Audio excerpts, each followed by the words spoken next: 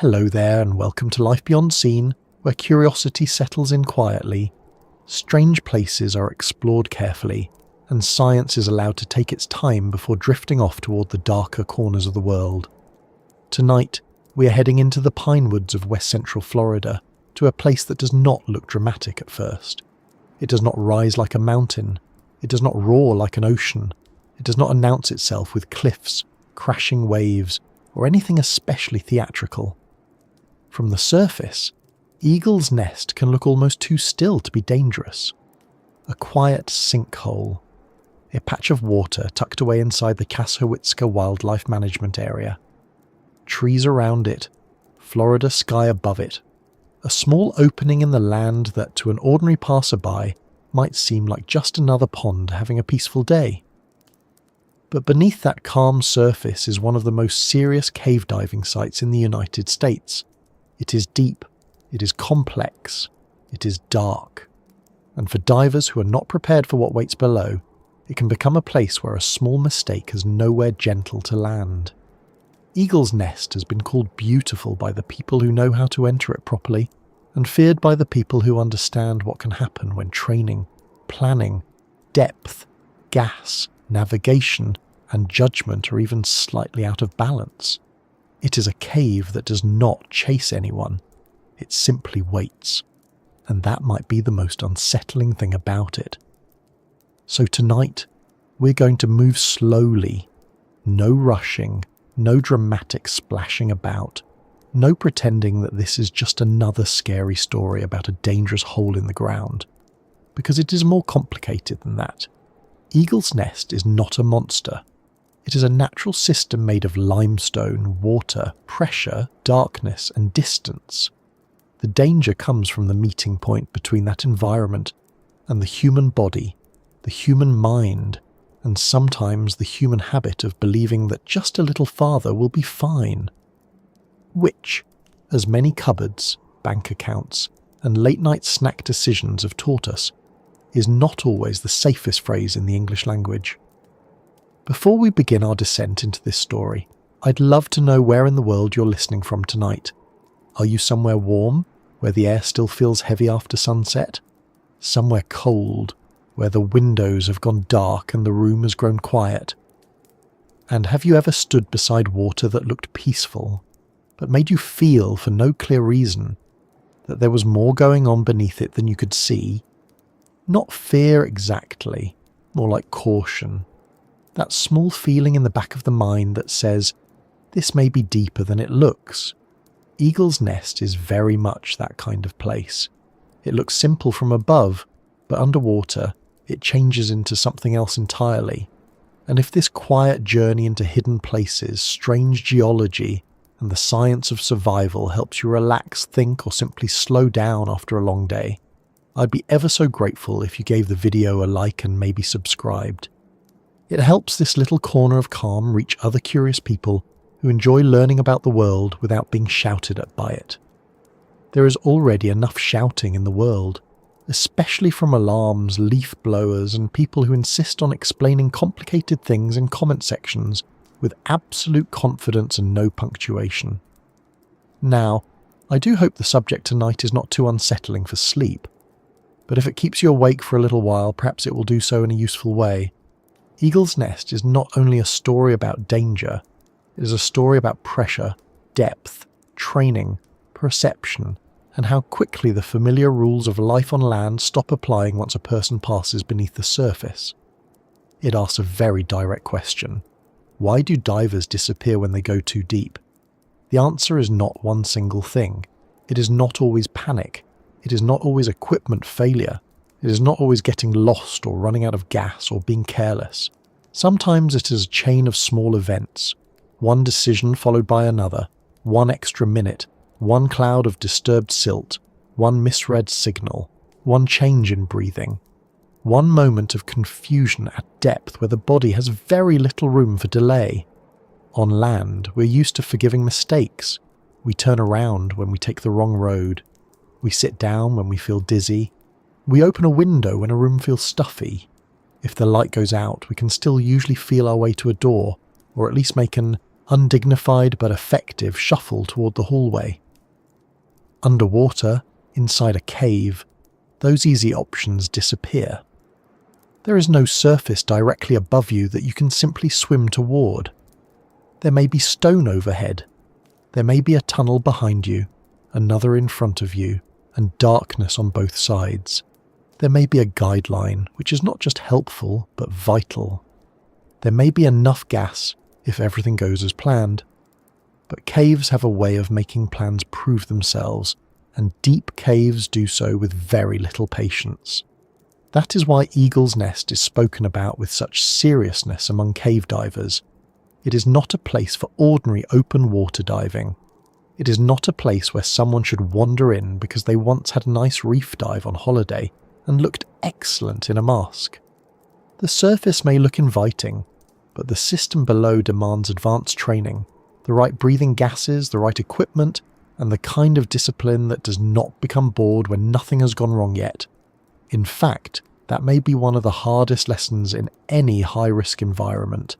Safety often looks dull. It looks like checking things twice, turning back early, saying no when the water is clear and the urge to continue is strong. It looks like respecting limits that may feel overly cautious right up until the moment they save your life. Eagle's Nest is reached through land managed for wildlife, not through some polished tourist attraction with gift shops, cheerful music, and someone selling oversized cups of lemonade. It sits in a natural Florida landscape where the ground itself tells a much older story. Florida is built in large part on limestone, and limestone does not behave like solid concrete. Over long periods of time, slightly acidic rainwater seeps through soil and begins dissolving the rock beneath. Tiny cracks widen, channels form, cavities open. Water moves through hidden roots below the surface. Eventually, in some places, the roof above an underground cavity gives way and a sinkhole is born. Some become dry depressions. Some fill with water. Some become entrances into flooded cave systems that stretch farther and deeper than anyone standing at the edge would guess. This is the quiet trick of karst landscapes. They can look flat and ordinary from above while being full of hidden plumbing below. The land has secret spaces. Water slips through them, widens them, links them, and over time creates passages that feel almost impossible when you remember they were shaped not by machines or hands, but by chemistry, gravity, and patience. It is a slow process, which is perhaps one of nature's preferred methods. Nature rarely seems in a rush, which is impressive considering how much it gets done. At Eagle's Nest, that hidden world opens through a sink and then drops into an underwater system known for both its size and its depth. Divers describe large rooms, dark passageways, and a sense of scale that can be breathtaking if you're trained to be there, and deeply dangerous if you are not. The water can appear calm, but calm water is not the same thing as safe water. A swimming pool is calm. A flooded mine can be calm. A cave entrance can sit perfectly still while leading into a place where light fades, depth increases, and every breath is part of a calculation. For people who do not dive, it can be hard to understand why anyone would enter such a place at all. The warning signs alone are enough to make most sensible souls decide that a walk, a sandwich, and perhaps some bird watching would be more than enough adventure for one day. And honestly, there is much to be said for a hobby where the worst realistic outcome is that a squirrel judges your snack choices. But cave divers are not usually looking for ordinary recreation. The best of them are trained explorers. They study maps. They practice emergency procedures. They learn to manage gas, buoyancy, visibility, stress, depth, and navigation in an environment that leaves very little room for improvisation. For them, a cave is not merely a dangerous place.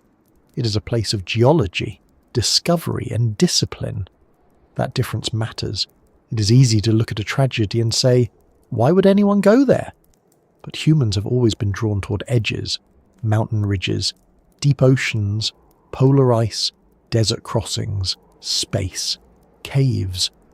We seem to carry a strange little compass inside us, and for some people it points directly toward the places where the map becomes thin. This does not make risk harmless. It does not make loss less painful. But it does remind us that exploration is rarely simple. What looks reckless from the outside may, in the hands of a trained person, be careful, planned, and deeply meaningful. And still, even careful people can die in places that do not forgive enough. Eagle's Nest has seen both kinds of stories. It has drawn highly experienced divers who understood the risks and entered with serious preparation. It has also drawn people who are not ready for the environment below. That range is part of what makes the place so difficult to talk about. If only beginners got into trouble, the lesson would be simple. Get training. Stay out until you are qualified. Respect the signs. But Eagle's Nest has also been involved in tragedies with divers who are experienced, equipped, and respected. That does not mean training is useless. Quite the opposite. It means that the environment is so demanding that even training does not turn it into a casual outing. Skill lowers risk. It does not erase it. Depth is one of the first reasons. As a diver goes deeper, pressure increases. The air spaces in the body compress. Breathing gas behaves differently. The amount of gas used with each breath rises because the gas is denser under pressure. A tank that might last a comfortable amount of time in shallow water will not last the same way at depth. The body also absorbs more inert gas, and the return to the surface becomes more complicated. You cannot simply decide you're finished and go straight up from a deep dive, especially after time spent at depth. Ascending too quickly can cause serious injury or death. So the exit is not just a path back through the cave. It is also a schedule, a process, a careful return through pressure changes that the body must be allowed to handle. This is one of the quiet differences between the way danger feels in a film and the way it works in real diving. In a film, when something goes wrong underwater, the solution often appears to be dramatic effort. Swim harder, kick faster, reach the surface with seconds to spare. In real deep cave diving, rushing may make things worse. Breathing harder uses more gas. Kicking carelessly can stir up silt. Panic can break the very habits that training is meant to protect. And the surface may not be directly available anyway. There may be hundreds of feet of passage between the diver and open water, and then decompression obligations before they can safely leave the water. The way out is not a sprint. It is a controlled sequence, and that sequence must be preserved even while the mind is under stress. This brings us to the phrase in the title, when they go too deep. It sounds simple, as if depth were just a number on a gauge. But going too deep can mean several things at once.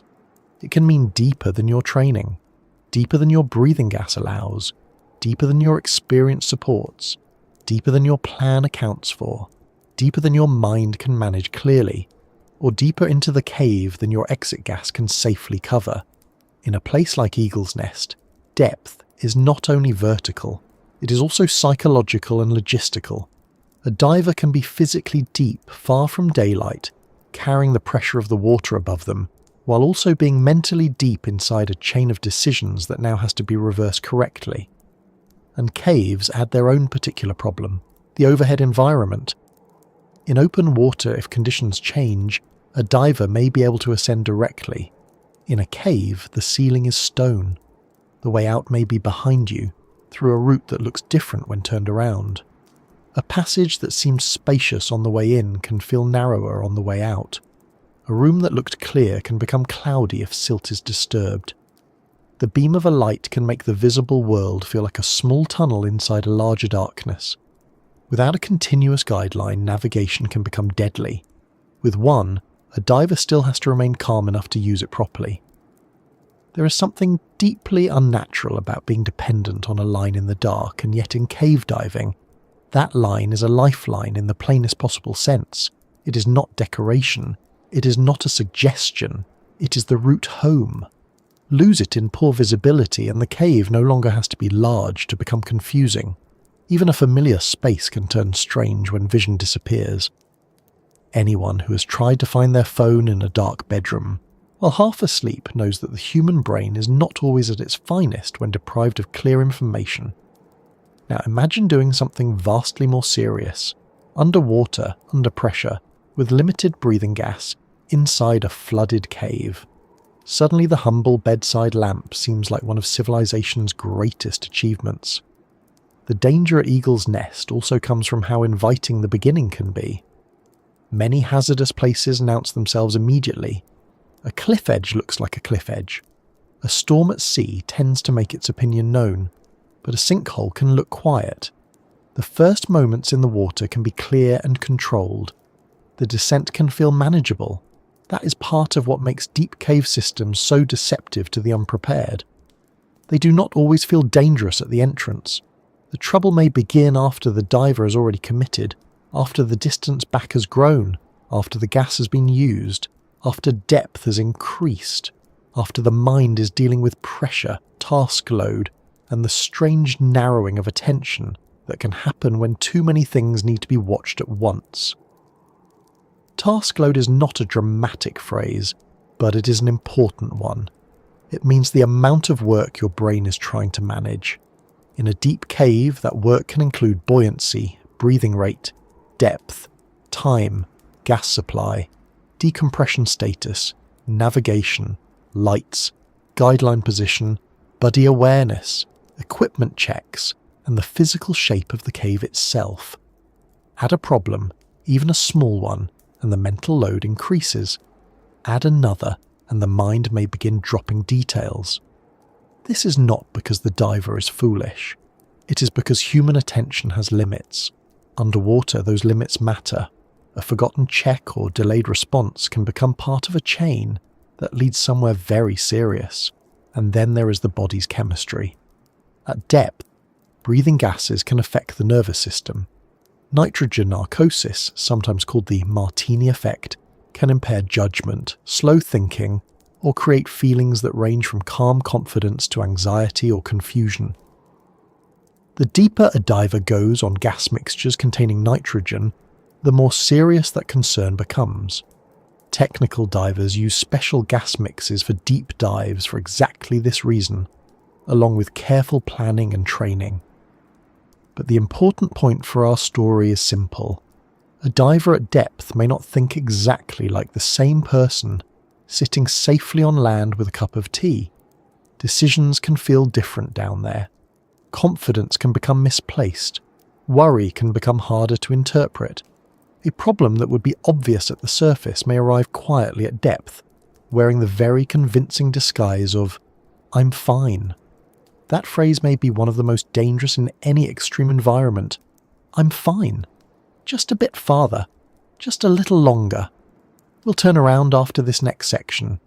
The human mind is good at negotiation, especially with itself. It can turn caution into inconvenience. It can turn limits into flexible suggestions. It can turn warning signs into something meant for someone else. This is not unique to diving. People do it with mountain weather, long drives, financial risks, health symptoms, and ladders that are absolutely not being used correctly but are only needed for one quick thing. Humans are talented at believing a situation is still manageable right up until it stops being manageable. Eagle's Nest makes that habit costly. The cave does not care whether someone is brave. It does not care whether the diver has good intentions, expensive equipment, or a strong desire to see what lies beyond the next dark opening. It does not care whether the surface looked peaceful. It is an environment governed by pressure, distance, gas, visibility, and stone. That may sound cold, but there is also something clarifying about it. The cave is not cruel. It is consistent. The rules are simply stricter than the ones we're used to.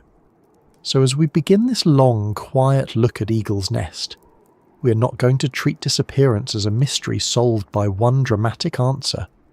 We're going to look at the place itself, the geology that made it, the way water hides depth, the physics of pressure, the psychology of going farther, and the training culture that tries to keep divers alive in a world where ordinary instincts are not enough.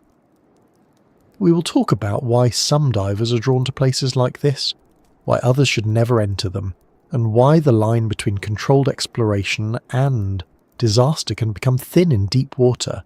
For now, picture the surface again. A still Florida sinkhole in the woods, trees nearby, a path leading in. Maybe the sound of insects. Maybe the warm air pressing gently on the skin. Nothing about it needs to shout. That is the first lesson. Dangerous places do not always look dangerous from the edge. Sometimes they look calm enough to invite you closer. Sometimes the entrance is quiet, the water is still, and the real story begins only after the light above you starts to fade. To understand Eagle's Nest, it helps to begin above the water, not below it. That may sound a little strange for a place famous among cave divers, but the surface tells us something important. It tells us how little danger sometimes needs to show itself. There are places in the world that warn you immediately. A cliff edge gives you a straight answer. A stormy sea does not pretend to be a pond. A volcano, even when quiet, at least has the decency to look like something that might have a complicated temper. But Eagle's Nest is not like that. It sits in the Florida woods as a sinkhole filled with water, surrounded by trees, heat, insects, and ordinary ground. The kind of place where a person could stand nearby and think, well, that looks peaceful, which is exactly how nature occasionally gets away with having very serious things hidden under very simple surfaces. Eagle's Nest is located in the Chassahowitzka Wildlife Management Area in west-central Florida, not far from the broader region of springs, rivers, swamps, sandy roads, and low forest that gives this part of the state its particular character. It is not a polished tourist pool with blue tiles, handrails, snack stands, and a lifeguard with a whistle. It is not a theme park attraction, although Florida certainly has enough of those to make even a pelican feel underdressed. It is a natural sink, reached through land managed for wildlife, and the experience of approaching it is part of the story. Before there is depth, before there are tunnels, before there is darkness, there is a road, there are trees, there is the sense of moving away from ordinary noise and into a quieter patch of Florida, where the ground is flat enough to seem harmless, and the sky can feel much larger than the path beneath your feet. The first surprise is that such a serious place can be so physically modest from above. A person hearing about Eagle's Nest for the first time might imagine some huge opening in the earth, a dramatic wound in the landscape, a place with mist rising from it, and perhaps a warning sign written by someone who had clearly seen too much. But the actual surface can look small compared with the cave system below. It is a water-filled sinkhole, and from land it may resemble a pond more than the entrance to one of the most demanding dive sites in the country. This mismatch between appearance and reality is one of the reasons Eagle's Nest has such a strong hold on the imagination. It reminds us that the surface of a place is not always a useful summary of what it is. Florida is especially good at this sort of hidden structure. Much of the state rests on carbonate rock, especially limestone, and limestone has a habit that matters very much here. It dissolves. Not quickly in the way a sugar cube disappears in tea, although that is a much friendlier image, and also makes tea sound more organised than it usually is at bedtime. Limestone dissolves slowly over long periods as slightly acidic water moves down through soil and rock. Rain falls, it absorbs carbon dioxide. It becomes weakly acidic, it seeps through cracks. Those cracks widen. Small spaces become larger spaces, channels form, water finds roots underground, and those roots can become caves, springs, disappearing streams and sinkholes. This kind of landscape is called karst, and Florida has a great deal of it. Karst is not just a fancy word geologists use to make dinner conversation more difficult, although it can do that beautifully. It is the name for terrain shaped by the dissolving of soluble rock beneath the surface. In karst country, water does not always behave like it does in a simple landscape. It does not merely run across the ground in streams where everyone can see it. It vanishes into openings. It moves through hidden passages. It reappears at springs. It creates empty spaces below fields, roads, woods, and neighborhoods. Sometimes those spaces remain hidden. Sometimes the surface above them sags or collapses. Sometimes the result is a dry depression. Sometimes it's a round pool of water. And sometimes, as at Eagle's Nest, it becomes a doorway into a flooded cave system. That is one of the most important things to understand about Eagle's Nest. It is not just a hole filled with water. It is part of a much larger underground story. The water at the surface is only the visible part, like seeing the handle of a mug and assuming you understand the entire kitchen.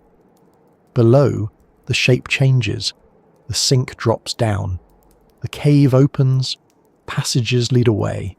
Depth increases.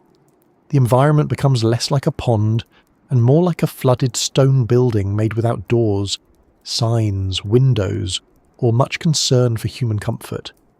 It is a place formed by chemistry and time have never been known for putting up helpful arrows that say, "Exit this way, mind your head." On land, the Florida woods around Eagle's Nest can feel ordinary in the way wild places often do when you first arrive. There may be palmettos, pines, sandy soil, and the thick, warm air that seems to sit on your shoulders in this part of the world. Insects may be busy with their own small administrative tasks. Birds may move in the trees. The ground may look flat and stable. A person who does not know the site might not immediately sense that below that water is a cave system where depth, darkness, and distance all begin working together. This is not because Eagle's Nest is hiding in a clever way. It is simply because the entrance does not tell the whole truth. That is a recurring theme in dangerous natural places. They rarely explain themselves properly at the beginning. A mountain can look climbable from the parking lot. A desert trail can look manageable in the morning. A river can look slow until you step into the current. A cave entrance can look like a small opening in the ground until you understand that the route back may depend on a guideline, a light, a gas plan, and the calmness of a mind that must not become confused. Eagle's Nest belongs to this category of places. It is not constantly violent. It is not loud. It is not trying to impress anyone. It is just more complicated than it looks. The fact that scuba diving registration is required before diving, there is a practical reminder of that seriousness. Rules like that do not appear around casual swimming holes for no reason. They tend to come after people have learned, sometimes painfully, that a place needs boundaries. Eagle's Nest has a reputation built from exploration, technical diving, and tragedy. The registration requirement does not make the cave safe. Nothing makes a deep cave dive safe in the ordinary sense of the word, but it does help create a barrier between the place and someone treating it too casually, which is important because the beginning of Eagle's Nest does not necessarily frighten people away. If a danger looks dramatic enough, people may naturally hesitate. If it looks like a quiet pond, some people may bring confidence they have not earned. It is worth pausing on that point because it is one of the reasons sinkholes are so psychologically interesting. A sinkhole reverses what we expect from a landscape. We're used to thinking of danger as something above ground. Cliffs, storms, animals, fire, waves. But a sinkhole is danger arranged vertically downward. It is a missing piece, a surface that has opened because the support below it has changed. In Eagle's Nest, that opening is filled with water, and water has a way of making depth look gentler than it is. Clear water can seem inviting. Still water can seem harmless. A reflected sky can cover the fact that the bottom is not where your eyes want it to be. This is partly because humans are surface creatures. We live in air. We walk on ground. Our eyes, ears, lungs, balance and instincts are built for a world where up and down are usually obvious, and breathing does not require equipment. Water immediately changes that. It bends light. It muffles sound. It slows movement. It removes the easy act of breathing and turns it into a supply problem. Add a cave, and the problem changes again. The surface is no longer directly above you in any useful sense. The way back becomes a route, not a direction. The water is not just around you. It is inside a stone system that can confuse distance, scale, and judgment. From above, though, you may not feel any of that. That is the strange thing. You can stand near the sink and see trees, sunlight, and still water. You can hear the ordinary sounds of the woods. Nothing leaps out and says, below this point, the rules change. There is no great mechanical gate closing behind you, no deep musical note, no politely anxious narrator clearing his throat, although perhaps there should be. Instead, the transition happens by choice. A diver prepares equipment, checks gas, enters the water, descends, and gradually leaves the ordinary world behind. The deeper they go, the more the environment becomes specific, demanding, and unforgiving. The formation of a place like this begins long before any diver ever arrived. Florida's limestone was laid down over vast stretches of geological time, much of it from the remains of marine organisms in ancient seas. Shells, skeletons, and carbonate material accumulated, compacted, and became rock. Later, sea levels changed. Water moved through the rock. The land we now see was shaped by a long relationship between stone and water. That relationship continues today. In karst areas, the underground is not sealed away from the surface, it is connected. Rainwater, groundwater, springs, caves, and sinkholes are all part of the same broad system. What happens on the surface can affect what moves below, and what lies below can suddenly make itself known at the surface. This is one reason Florida's springs and caves are so remarkable. They are not separate curiosities scattered randomly around the state. They are expressions of the same underlying geology. A clear spring, a sinkhole, and a flooded cave can all be related to the same pattern of dissolving limestone and moving groundwater. The water that looks so still at a sink may be part of a larger underground flow. It may have moved through rock, through narrow passages, through cavities, and toward outlets that eventually connect with rivers, springs, wetlands, or the Gulf. To the land animal standing above it, it looks like a pool. To the system itself, it is plumbing. Very old plumbing, admittedly, and less likely to come with a helpful customer service number. The woods around Eagle's Nest also matter, because they create a sense of separation. Some dive sites are public, busy, and social. There are boats, docks, people, noise, and a feeling that help is near. Remote sinkholes are different. Even if access is possible and managed, the atmosphere is not the same as stepping off a beach with families nearby and someone eating crisps far too loudly. A site like Eagle's Nest can feel private, not in a comfortable way, but in the sense that once divers enter the water, the situation belongs almost entirely to them. The cave does not offer easy communication with the world above. The forest does not know what is happening below. A problem underwater is not visible from the surface in the way a problem on a hiking trail might be. That separation is part of the seriousness. When people talk about cave diving accidents, they often focus on the dramatic final event. Getting lost, running out of gas, going too deep, losing visibility, or failing to complete decompression. But before any of that, there is often a quieter condition. The diver is in a place where rescue is difficult, time is limited, and ordinary support systems are far away in practical terms. Even when other people are nearby, the cave environment itself can prevent quick intervention. It is not like crawling across a room. It is more like being inside a building filled with water, where every hallway is dark, every breath is measured, and every minute has consequences. This does not mean Eagle's Nest is a place that should only be described with fear. That would be too simple. To trained cave divers, it can be astonishing. The scale below the surface can feel grand. The geology is real and impressive. The water-filled rooms and passages are part of a natural system few people will ever see with their own eyes. Divers who are properly trained may speak of it with respect, but also with appreciation. They are not merely thrill-seekers wandering into darkness for a dramatic story. Many are disciplined, technical, cautious people who understand that the beauty of the place is inseparable from the rules required to survive it. Still, beauty does not reduce danger. That may be the hardest part for the rest of us to hold in mind. We often want places to be one thing, safe or dangerous, beautiful or deadly, peaceful or threatening. Eagle's Nest refuses to be sorted so neatly. It can be calm at the surface and lethal below.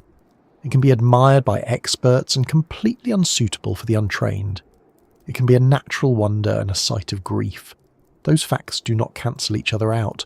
They sit together, which is often how the real world behaves when it is not being arranged into simple categories for our convenience. Standing at the edge, the sinkhole itself becomes a kind of lesson in scale. The human eye sees the visible diameter, the tree line, the water surface, perhaps the entry point. But the cave system beneath asks for a different kind of thinking. It asks you to imagine space hidden below your feet. Not space above you, where the sky makes depth obvious, but space underneath a flat landscape. It asks you to remember that the ground is not always solid in the way it seems. It asks you to accept that some of the most important parts of a place can be invisible from where you stand. That is one of the reasons Eagle's Nest works so well as a subject for a quiet science story. It is not only about diving, it is about perception. It is about the difference between what a place appears to be and what it actually is. It is about geology forming a structure, water filling it, humans discovering it, and technology allowing some people to enter it under very specific conditions. It is also about the limits of confidence. A person can look at the surface and underestimate the system because the visible part feels manageable. But nature is under no obligation to match our first impression. The phrase hidden in the Florida woods is not only geographical, it also describes how the danger works. Hidden does not mean secret. Eagle's Nest is known, mapped, discussed, regulated and respected in the cave diving community. But it is hidden in the sense that its real nature is beneath the surface. The danger is not visible all at once. It reveals itself through depth, distance, pressure, darkness, and the increasing cost of turning back. That cost is what separates an entrance from a commitment. At the beginning, turning around is easy. A few minutes later, it is still possible. Deeper in, it becomes a plan that must be executed correctly. Farther in, it may become a test. The surrounding woods also remind us that Eagle's Nest is not an isolated fantasy setting. It is part of a living landscape. Wildlife management areas exist for conservation, hunting, fishing, recreation, and habitat protection. People enter them for many reasons, not only diving. The land around the sink is part of Florida's natural environment, with all the ordinary complexity that comes with that. The cave below is not separate from it. Groundwater systems, sinkholes, wetlands, and springs are connected in ways that matter for ecology as well as recreation. What looks like a dive site is also part of a larger water story, and Florida's water stories are rarely small. There is a practical lesson here too. A sinkhole may look like an opening into adventure, but it is also an opening into the aquifer world below. These systems are sensitive. They can be affected by pollution, careless access, disturbance, and overuse. Cave divers often become strong advocates for water protection because they see the underground directly. They understand that the water beneath the land is not imaginary. It is there, moving through rock, carrying evidence of what happens above. In that sense, Eagle's Nest is not only a risky dive, it is also a reminder that the hidden parts of a landscape are still part of the landscape. Out of sight does not mean separate, it just means easier to forget. And forgetting is something humans do very well, especially when the surface looks pleasant. We forget that roads have histories under them. We forget that water has roots we cannot see. We forget that a quiet place may have strict rules written into its structure. Then a sinkhole appears in a lawn, a spring reveals a cave, or a diver's light disappears into a passage, and suddenly the hidden world becomes impossible to ignore. At Eagle's Nest, the descent begins in that simple surface opening. A diver entering the water is not just going down. They are crossing from the visible Florida woods into the state's dissolved foundation. They are moving from a world of trees and air into one shaped by limestone and groundwater. They are leaving the environment the human body understands and entering one that requires training to interpret. That transition is part of why the sight is so powerful. It compresses two worlds into a few meters of water. Above, heat, insects, air, and light. Below, pressure, stone, darkness, and the carefully measured sound of breathing. The sinkhole does not need to look dramatic to be important. Its stillness is part of the point. Many serious places are quiet until someone makes a mistake inside them. Eagle's Nest sits in the woods, not as a warning shouted across the landscape, but as a natural opening into conditions that demand respect. The people who understand it best do not treat it casually. They know that the surface is only the first page, and the rest of the story is written in depth: gas, line, rock, and time. So when we picture Eagle's Nest hidden among the trees, we should not imagine a secret lair or a haunted pool. We should imagine something more real and more instructive: a sinkhole formed by Florida's limestone geology. A water-filled entrance into a deep cave system. A site controlled by rules because experience has shown that access without preparation can be deadly. A place that looks calm from above because water is very good at hiding what it contains. A place where the ordinary world does not end with a bang, but with a slow descent as daylight thins, pressure builds, and the quiet Florida woods are left behind at the surface. And once that surface is above you, once the trees are no longer part of the world you can reach with a few easy steps, Eagle's Nest becomes something else. The sinkhole is no longer scenery, it is the entrance. The cave is no longer an idea, it is around you. The air is no longer free, it is carried on your back, measured in pressure, consumed with every breath, and tied to the route home. That is where the story begins to change from geology into survival, because the hidden sinkhole is only the doorway, and beneath it waits the blue opening that has drawn divers downward again and again. What makes Eagle's Nest so difficult to understand from a distance is that it is not ugly, not chaotic, and not obviously threatening. It is beautiful. That is not a dramatic flourish. It is one of the plain facts that experienced divers, photographers, and explorers return to again and again. The entrance water can appear clear and blue. Light can fall into the sink in a way that makes the opening look clean, calm, and almost inviting. From above, it does not resemble the sort of place most people would instinctively label as one of the most unforgiving cave diving environments in Florida. If anything, it can seem strangely welcoming, which is part of why it deserves respect. There is a very human tendency to trust what looks clear. We trust clear glass, clear weather, clear instructions, and clear water more than perhaps we should. If we can see into something, we feel that we understand it better. Murky water suggests danger because it hides. Clear water suggests safety because it reveals. But clear water can be deceptive in a different way. It allows the eye to travel farther. It creates a sense of openness.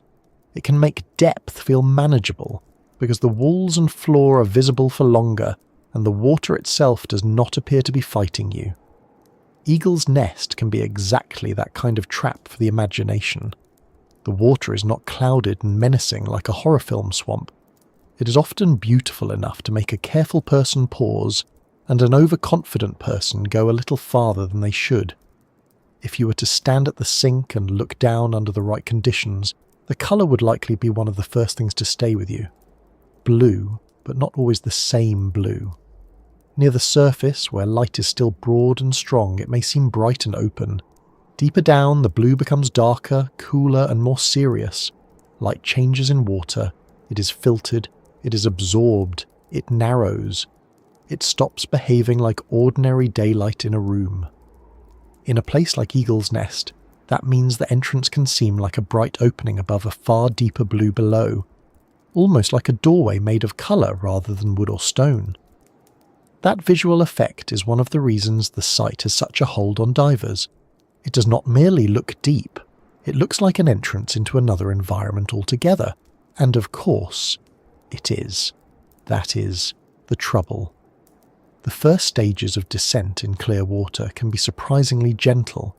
A diver drops beneath the surface and still has the comfort of ambient light, visible walls, and a sense of orientation. The water surrounds the body, but the scene is readable. You can see where you are in relation to the opening above. You can see the limestone around you. You can see the wide shape of the sink, and depending on the conditions, the view may be striking enough to feel calm rather than threatening. This is important, because danger that begins with panic is easier to identify than danger that begins with admiration. Eagle's Nest has often been described as having large cavernous spaces near the entrance, and one of the most famous is the area divers call the ballroom. It is an underwater room, not in the human sense of neat corners and sensible furniture, but in the cave sense, meaning a larger open area where the rock walls curve away, and the diver suddenly feels less like they are in a shaft and more like they are inside a flooded chamber. The very name, ballroom, tells you something about the impression it makes. It suggests size, openness, and a kind of grandeur. It does not suggest immediate alarm. It suggests space. It suggests a place large enough to hold movement and light. That matters, because spaciousness changes how a person feels.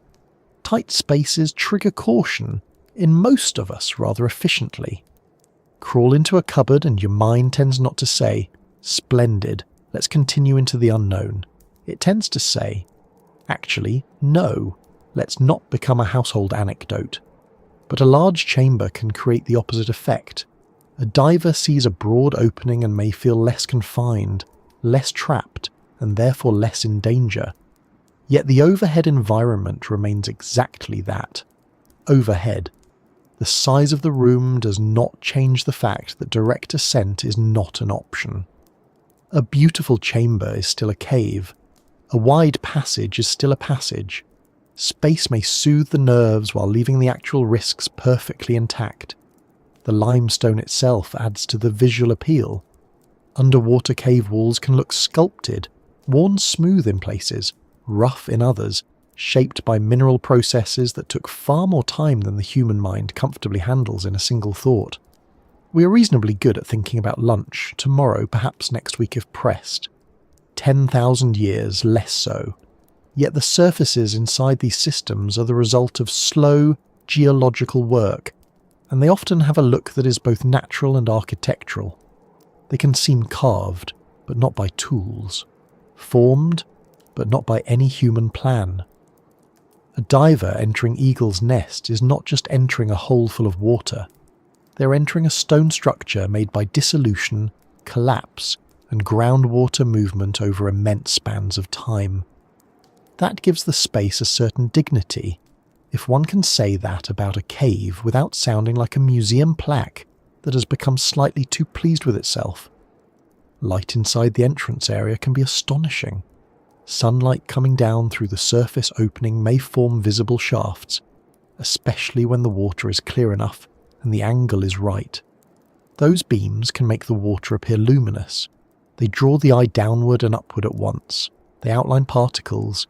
They emphasize depth. They make the space look almost staged, as if someone from the lighting department had arrived early and done their work with unusual competence. But unlike a stage, the light does not exist for your safety or convenience. It exists because sunlight entered a hole in the ground. Move farther away from that opening, and the effect changes quickly. This shift from lit to unlit is one of the central experiences of a place like Eagle's Nest. Near the entrance, the diver may still feel in relation to the surface. There is a bright point above. There is a visible connection to the outside world. A person could still imagine the open air just beyond the water, the trees around the sink, the heat of the Florida day, and the simple fact that outside this hole there are roads, birds, clouds, and people doing entirely different things with their afternoon. But as the diver moves deeper, that bright reference begins to shrink. The walls absorb more of the scene. the water becomes more uniformly dark. The light from above no longer fills the space in the same way, and the diver begins to rely much more on artificial lights. That is when the beauty changes its character. It does not vanish. In some ways, it becomes even more striking. A high-powered dive light cutting through clear water in a cave can create one of the most dramatic visual experiences in diving. The beam reveals a portion of the cave with great clarity while the rest remains black. The effect is not vague, it is sharply defined. Rock appears in detail where the light falls and disappears instantly beyond it. In open water, a diver's torch is one more tool. In a cave, it becomes the source of the visible world. Whatever the beam reaches exists in practical terms.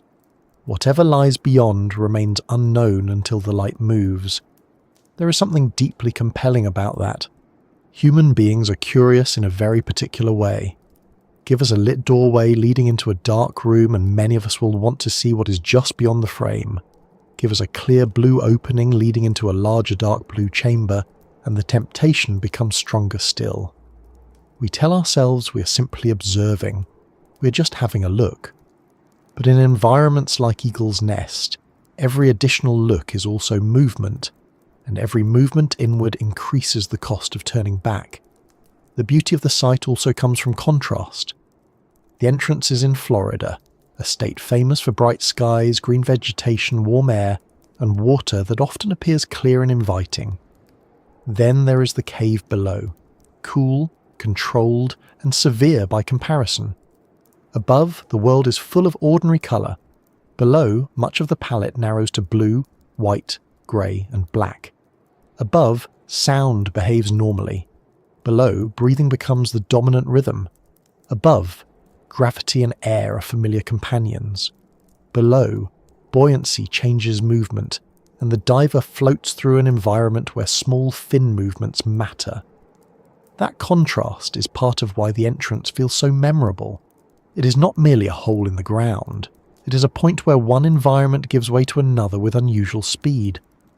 For trained cave divers, this beauty is not separate from discipline. In fact, the more skilled the diver, the more likely they are to understand that attractive conditions can be dangerous precisely because they lower the emotional guard. Murky water can make people cautious. Clear water can flatter them. A large chamber can make them feel in control. A smooth descent can make them believe that the rest will be equally manageable. This is one of the silent lessons of Eagle's Nest. The environment does not need to become ugly in order to become deadly. It can remain beautiful the whole time. That is why so many discussions of dangerous dive sites eventually return to the same hard truth. People are not only drawn by recklessness, they are drawn by wonder. That matters here. The entrance at Eagle's Nest is not a warning label made of mud and broken branches. It is a genuinely impressive natural feature. The water can be so visually appealing that it makes the cave feel less like a place of strict limits and more like an opportunity. The mind begins to shift from caution toward possibility. What does it look like farther down? How large is the next chamber? How far does the passage run? What is just beyond that darker section? Curiosity is not a flaw. It built exploration, science, and most of the useful things in your kitchen. But curiosity without limits is not a virtue either, especially when each breath comes from a cylinder on your back. Inside the ballroom and other early sections, a diver may encounter one of the great paradoxes of cave diving. The space can feel open while being completely enclosed in all the ways that matter. This is where the term doorway becomes useful. A doorway gives the impression of transition. You stand in one place and see another beyond it. You imagine that crossing the threshold is simple, but a real doorway in a building allows you to step back whenever you like. A cave doorway does not.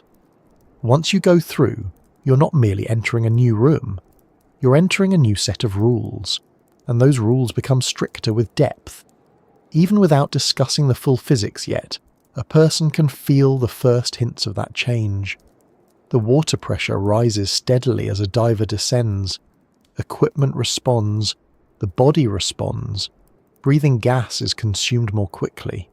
The The environment feels more committed. Nothing may seem wrong, and that is often exactly when the situation is most deceptive. Deep water does not always announce its seriousness with immediate discomfort. Sometimes it simply allows you in and waits for the arithmetic to catch up later. There is also the issue of distance hidden inside visibility. Because the water is clear, a chamber or passage may appear more accessible than it truly is. We do this on land too. A hill in clear weather seems close until you start walking and realize it is not a hill, it is a commitment. Underwater, the problem is sharper because movement is slower and more expensive. A large room viewed in clear water may feel like something you can cross casually, but the actual crossing involves time, gas, orientation, and awareness of where the exit line is. In a cave, seeing a space is not the same thing as being able to move through it safely and return. The beauty of Eagle's Nest can therefore become a form of pressure in itself, not physical pressure, but psychological pressure. A diver may feel the urge to continue because the environment is so impressive. Turning back from an ugly, cramped, silty passage is easier for the ego to accept. Turning back from a grand blue chamber that seems calm and inviting can feel unsatisfying. The mind begins bargaining. We are fine. The water is clear. The route is obvious. We've come this far. Just a bit more. Just to the next point. Just to have a proper look. Human beings are astonishingly skilled at adding the word just to dangerous ideas and then behaving as though the danger has been made smaller by grammar. That is why proper cave training spends so much time on habits rather than feelings. Feelings are unreliable in beautiful places. A diver cannot judge safety by whether a cave feels menacing. They have to rely on planning, depth limits, gas calculations, line procedures, light redundancy, team communication, and turn criteria. Beauty is not part of the calculation except in the simple sense that it may distract from it. A gorgeous chamber is still subject to gas rules. Clear water is still subject to depth limits. A wonderful view is still inside an overhead environment. This sounds obvious when said slowly in a comfortable room. Underwater, with a powerful light and a stunning chamber in front of you, it may feel less obvious than it should. And then there is darkness itself. In ordinary life, darkness usually arrives gradually and with options. Evening comes, a lamp is switched on, a curtain is opened.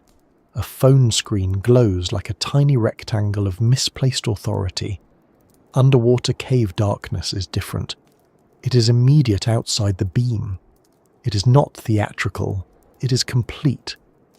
That is one reason the blue entrance is so memorable. It stands at the edge of a darkness that is not softened by distance or weather. Move far enough from ambient light, and the cave beyond becomes black in a practical sense. Not gloomy, not shadowy, black. This gives the opening a strange emotional quality. It is attractive precisely because it stands between two very different worlds. One world still belongs to surface conditions, the other belongs to the cave. A diver crossing from one to the other may not feel fear at first. They may feel focus, admiration, maybe even peace. Cave divers often describe a kind of stillness underwater that is unlike anything on land. There is no wind. There is no traffic. There is no chatter, unless it is the rather one-sided conversation of your own thoughts. There is just the sound of breathing, the light beam, the line, the rock, and the knowledge that movement must remain controlled. For some people, that level of concentration is part of the appeal. It strips away distraction. It creates a very narrow task world. But narrow task worlds can become dangerous when something changes unexpectedly. The same focused environment that feels calm can become overwhelming if visibility drops, if a light fails, if a regulator problem begins, or if a diver realizes they are deeper or farther in than planned. This is where the beauty of the doorway becomes almost cruel in hindsight, because the entrance seemed so calm, so blue, so manageable. It did not feel like a threshold into emergency. Yet every deep cave incident begins with someone entering a place that still looked reachable from the start.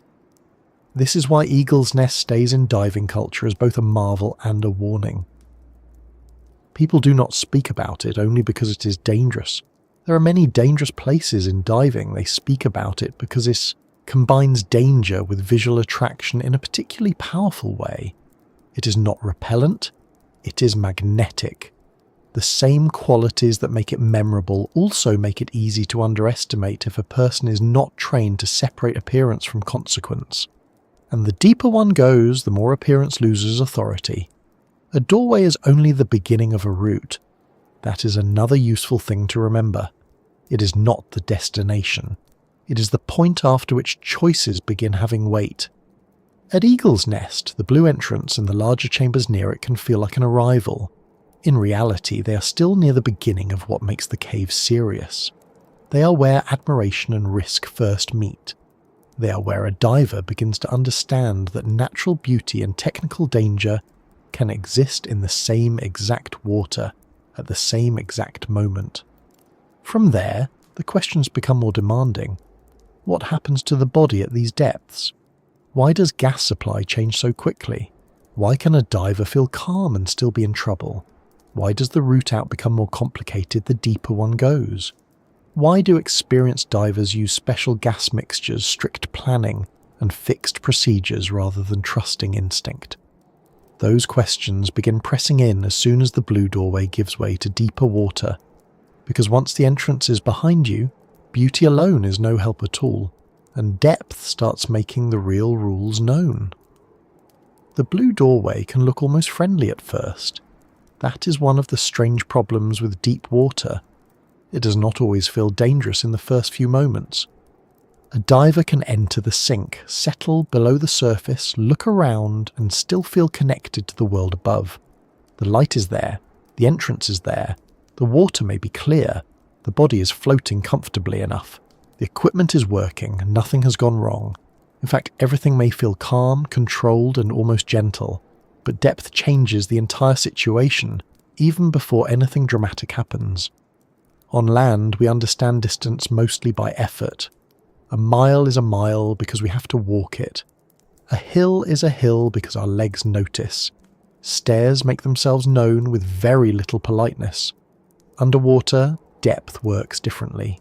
You may move downwards slowly, smoothly, with no hard impact and no sudden warning that you have crossed into a new level of risk.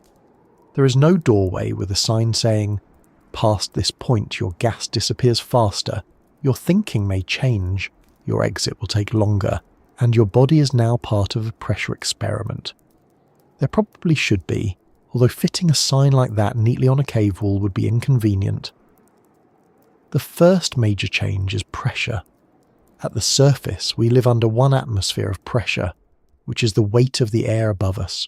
We do not usually notice it because we have spent our whole lives inside it. It is like background music that has been playing since birth. Go underwater though, and the weight of the water above you is added to that pressure. Roughly every 33 feet of seawater adds another atmosphere. That means that at 33 feet, the body is under about twice the pressure it experiences at the surface. At 66 feet, about 3 times. At 99 feet, about 4 times. By the time a diver is far down inside a deep system, the numbers are no longer just numbers. They are rules pressing on every breath. A person new to diving might think of pressure mainly as something felt in the ears. And yes, the ears complain early, often, and with the enthusiasm of a tiny committee. Divers have to equalize airspaces as they descend, because the pressure outside the body rises while the airspaces inside the body compress. The mask, ears, sinuses and lungs all become part of the physics of the dive. But the deeper issue is not only what pressure feels like, it is what pressure does to the gases a diver breathes. At the surface, breathing feels simple because air is free, available and mostly ignored. We do not count each breath during ordinary life. We do not look at a gauge before walking into the kitchen. We do not plan our route to the sofa according to how much oxygen is left in a metal cylinder. If we did, snacks would become a much more serious undertaking. But underwater, breathing is no longer background, it is supply. A diver carries breathing gas, and every breath reduces what remains. Depth makes that supply disappear faster. The reason is straightforward, but the consequences are serious. As pressure increases, the gas a diver breathes becomes denser. Each breath at depth contains more gas molecules than the same breath at the surface. The diver may feel as though they are breathing normally, but the amount of gas being consumed from the cylinder is much greater. At several atmospheres of pressure, a diver can use gas many times faster than they would at the surface. This is one reason deep diving is not simply shallow diving with a longer swim. The mathematics change. Inside a cave, this matters even more because the diver cannot simply go up when the gauge begins to look unfriendly. In open water, an ascent may be possible directly above. In a cave, the way out is the way back. A diver must have enough breathing gas not only to continue, but to return, deal with delays, handle a problem, and in deep dives, complete any required decompression before reaching the surface. A tank is not just a tank. It is time, distance, options, and margin. At depth, those margins shrink faster. This is where Eagle's Nest becomes especially serious. The cave is not only deep, it is an overhead environment. That combination is what changes the mood of the entire dive. Depth alone demands planning. A cave alone demands discipline. Put them together, and the dive becomes a situation where the simple human instinct of, "I'll just go back if I need to," is not enough. Going back may take time. Going back may require calm navigation. Going back may happen through darkness, through a guideline route, and while monitoring gas, depth, decompression, lights, team position, and physical effort. The exit is not a button, it is a process. The body also changes at depth because of how gases dissolve into tissues. When a diver breathes compressed gas under pressure, inert gases such as nitrogen dissolve into the body more quickly. The deeper the dive and the longer the time spent there, the more significant this becomes. On the way back up, pressure decreases, and those gases must leave the body in a controlled way. If ascent is too fast, gas can form bubbles in tissues and blood, leading to decompression sickness. This is sometimes called the bends, which sounds almost quaint for something that can be extremely serious. It is a reminder that old names are not always gentle things. The bends sounds like a dance step your uncle might attempt at a wedding. In reality, it is a medical emergency. For deep divers, this means that the return to the surface is not simply a matter of swimming upward. A deep dive can create decompression obligations, meaning the diver may need to pause at certain depths during ascent to allow the body to release inert gas safely. These stops take time. They require gas. They require stability. They also require that the diver remain functional after the main part of the dive is supposedly over. That last point is easy to underestimate. In ordinary life, once we decide to leave somewhere, we think the hard part is finished. You leave the shop. You leave the office. You leave a conversation that has become mostly about someone's new printer. Underwater, deciding to leave is not the end of the challenge. It may be the beginning of the most controlled part of it. This becomes important in a deep cave because a diver may reach a point where they are committed to a slow exit, whether they want one or not. If they feel uneasy, low on gas, confused, cold or tired, they still cannot simply bolt to the surface. A fast descent can be dangerous. A rushed exit through a cave can also be dangerous. The body needs time. The cave requires control. The diver must satisfy both. That is one of the reasons depth changes decision-making. It adds consequences to every minute. In shallow open water, a small delay may not matter much. At depth, a small delay can mean more gas used, more decompression obligation, more mental fatigue, and less room for error. A moment spent fixing equipment, checking a gauge twice, helping a buddy, or orienting in the cave is not just a moment. It is gas. It is time. It is pressure exposure. It is part of the plan being altered. Nothing underwater is free. Even stillness has a cost because the diver keeps breathing. Another change is breathing effort. As gas becomes denser at depth, it can become harder to breathe easily. The equipment may still function, but moving dense gas through regulators and airways requires more work. If a diver is calm, warm, and moving slowly, that may be manageable. But if they begin working harder, swimming against flow, dealing with stress, or trying to solve a problem, their breathing rate can rise. A higher breathing rate uses more gas. More effort can create more carbon dioxide buildup. Carbon dioxide can increase anxiety, confusion, and the feeling of air hunger.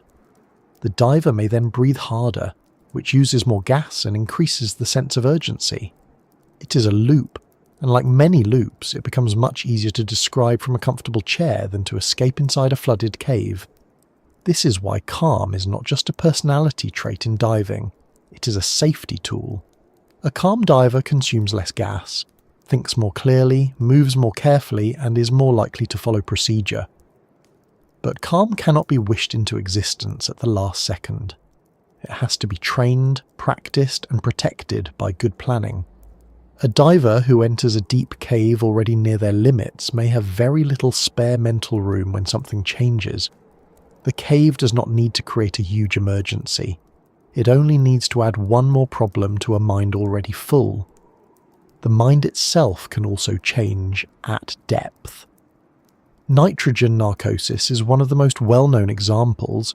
When a diver breathes gas under increased pressure, nitrogen can have an effect on the nervous system that resembles intoxication.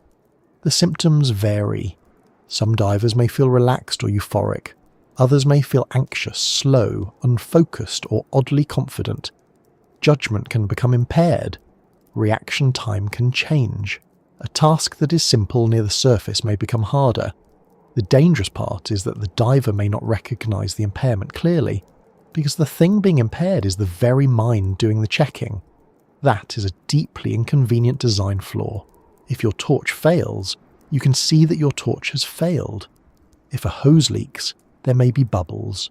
If your mind becomes unreliable, it may still tell you everything is fine, and it may sound quite convincing while doing so. Nitrogen narcosis does not always arrive like a dramatic blackout. It can be subtle. A diver may feel calm when caution is needed. They may fixate on the wrong detail. They may delay a turn. They may make a small navigation mistake. They may forget a step in a procedure they know perfectly well on land. Depth can make a competent person temporarily less competent, and in cave diving, temporary is enough.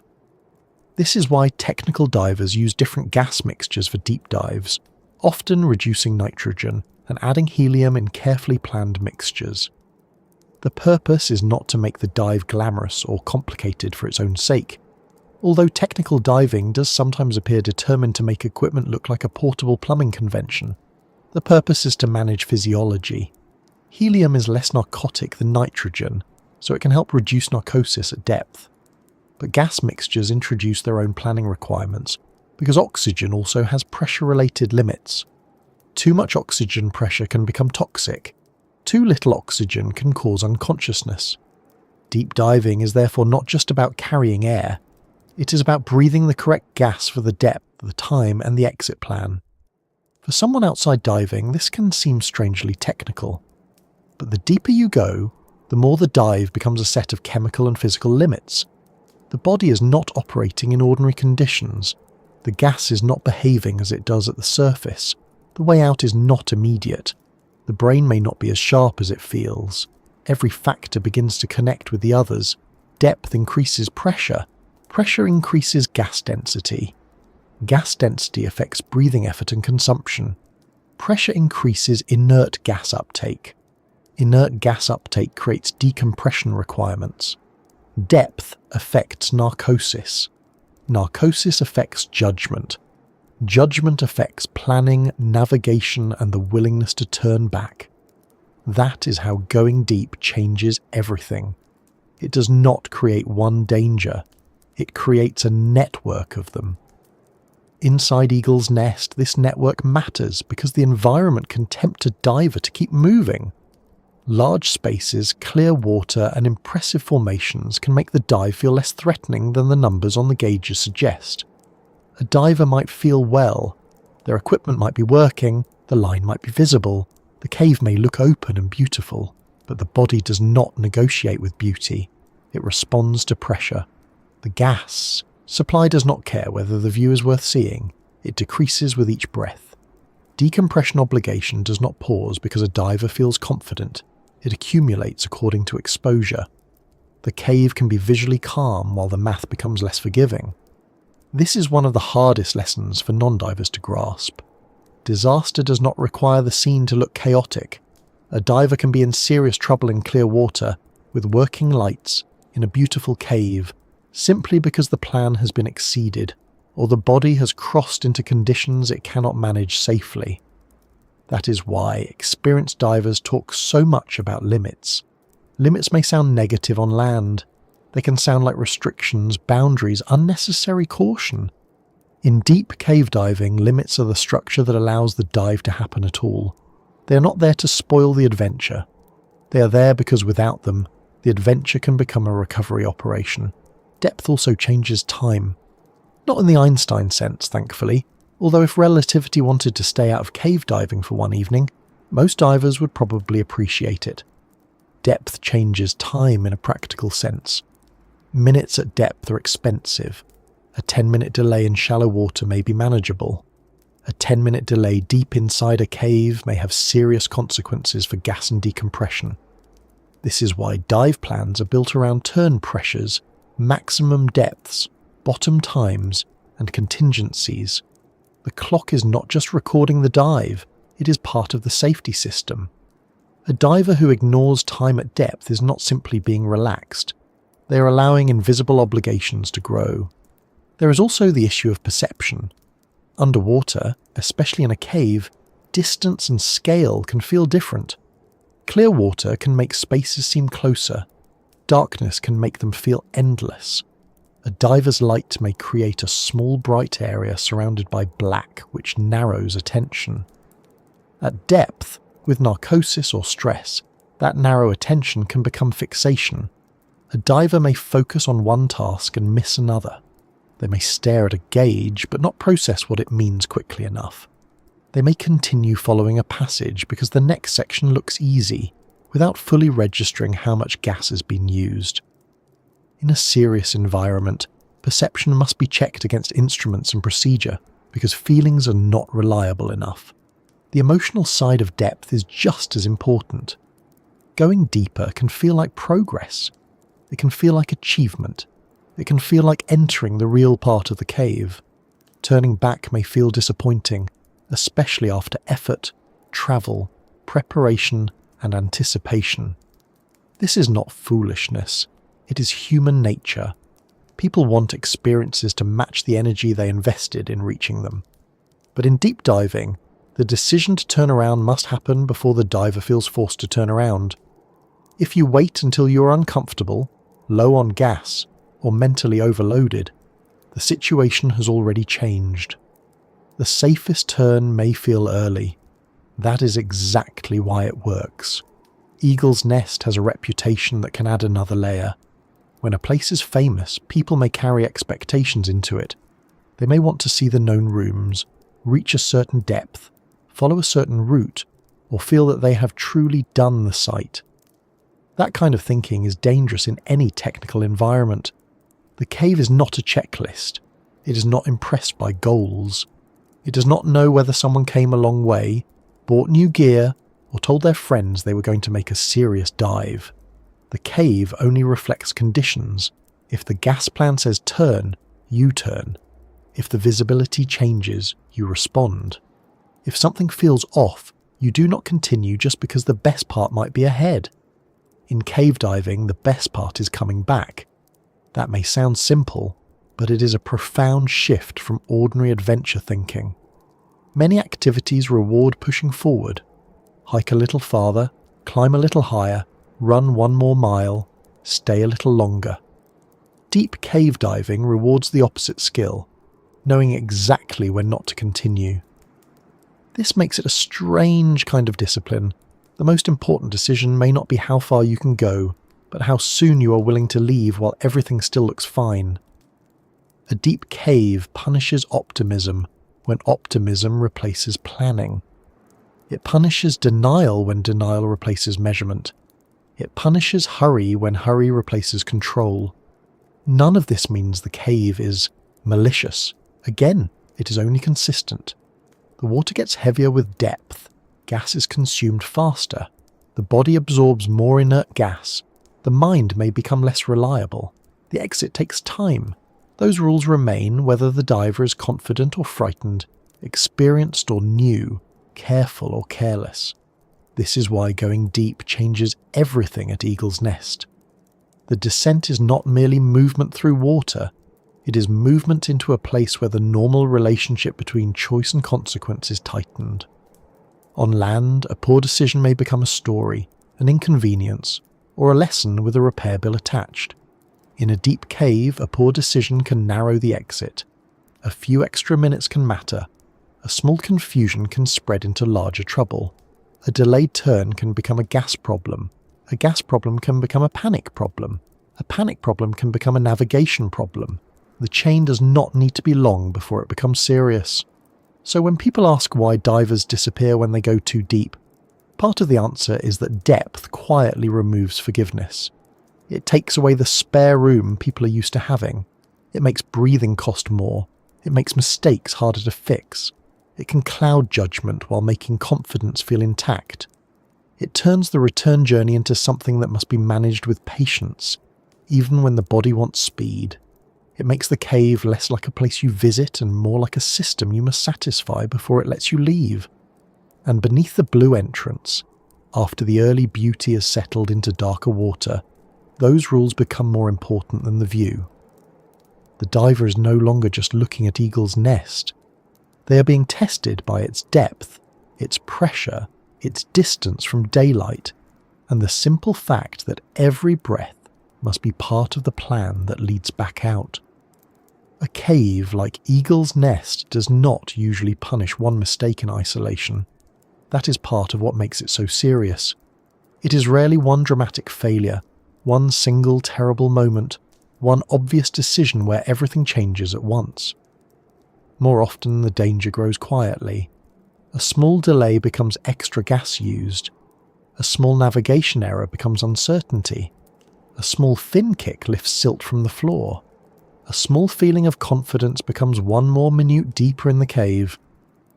A small equipment issue becomes harder to solve because it is happening under pressure, in darkness, away from the surface, with every breath coming from a supply that is getting lower.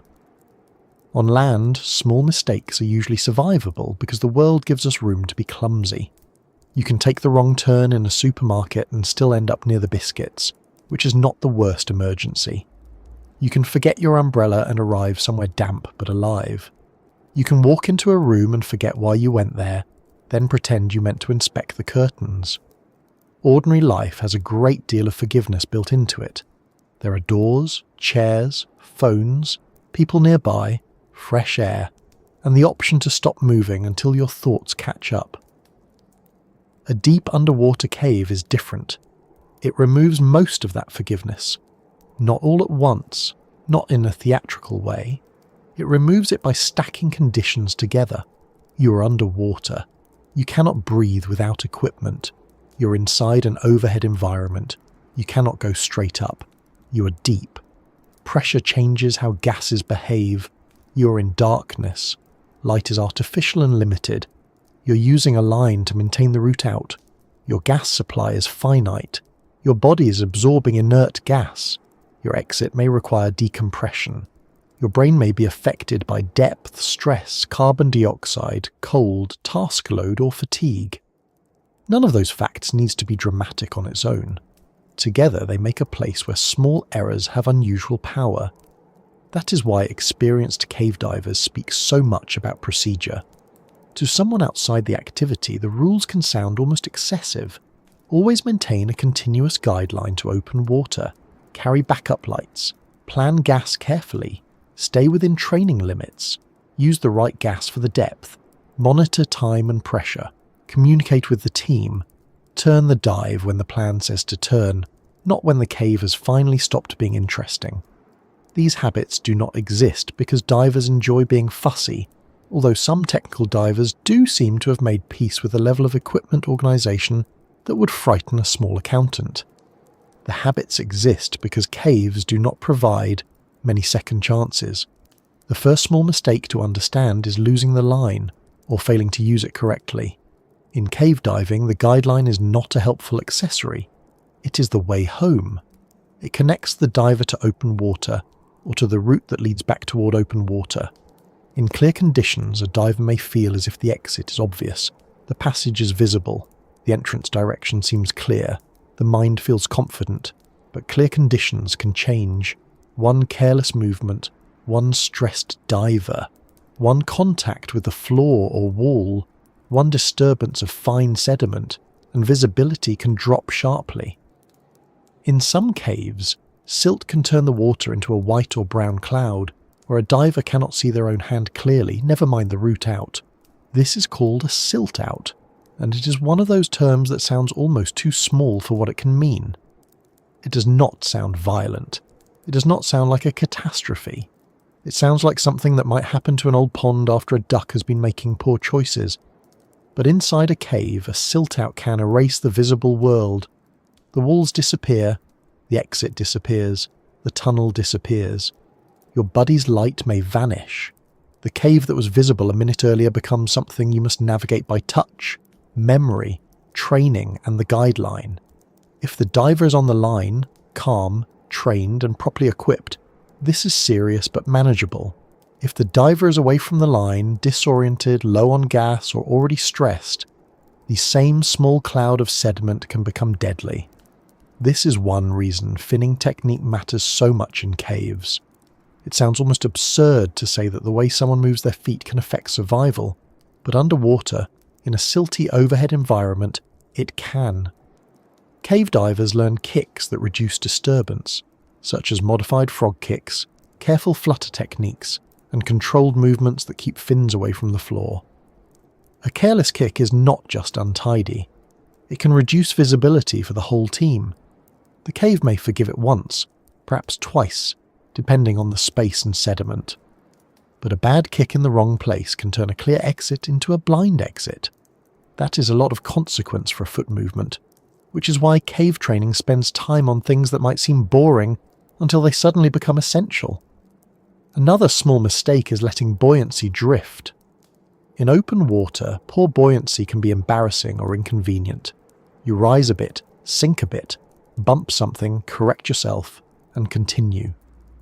In a cave, buoyancy control is part of navigation, visibility, conservation, and safety. Rise too high, and you may hit the ceiling. Sink too low, and you may stir silt. Drift sideways, and you may contact fragile formations or entangle equipment. Add depth, and buoyancy changes become more demanding because gas compresses and expands with pressure. The diver must manage the wing or buoyancy device, dry suit if used, breathing rhythm, body position, and movement. It is a physical skill, but it is also a mental one. The diver has to remain aware of where they are in the water column while doing everything else. Task loading builds quickly this way. A diver is not simply swimming through Eagle's Nest admiring the walls. They may be checking depth, checking time, checking gas, watching the line, monitoring teammates, adjusting buoyancy, controlling trim, watching decompression status, managing lights, and keeping track of the route. None of these jobs waits politely in a queue. They happen together. Then something small changes. A gauge reading is lower than expected. A light flickers, a teammate signals, the passage narrows, the floor rises, the diver touches something. Suddenly the mind has one more problem to hold, then another. That is often how accidents grow. Not from one huge failure, but from the brain being asked to juggle too many things while wearing gloves, underwater, in the dark, at depth. Most of us struggle to juggle 3 errands and a parking ticket.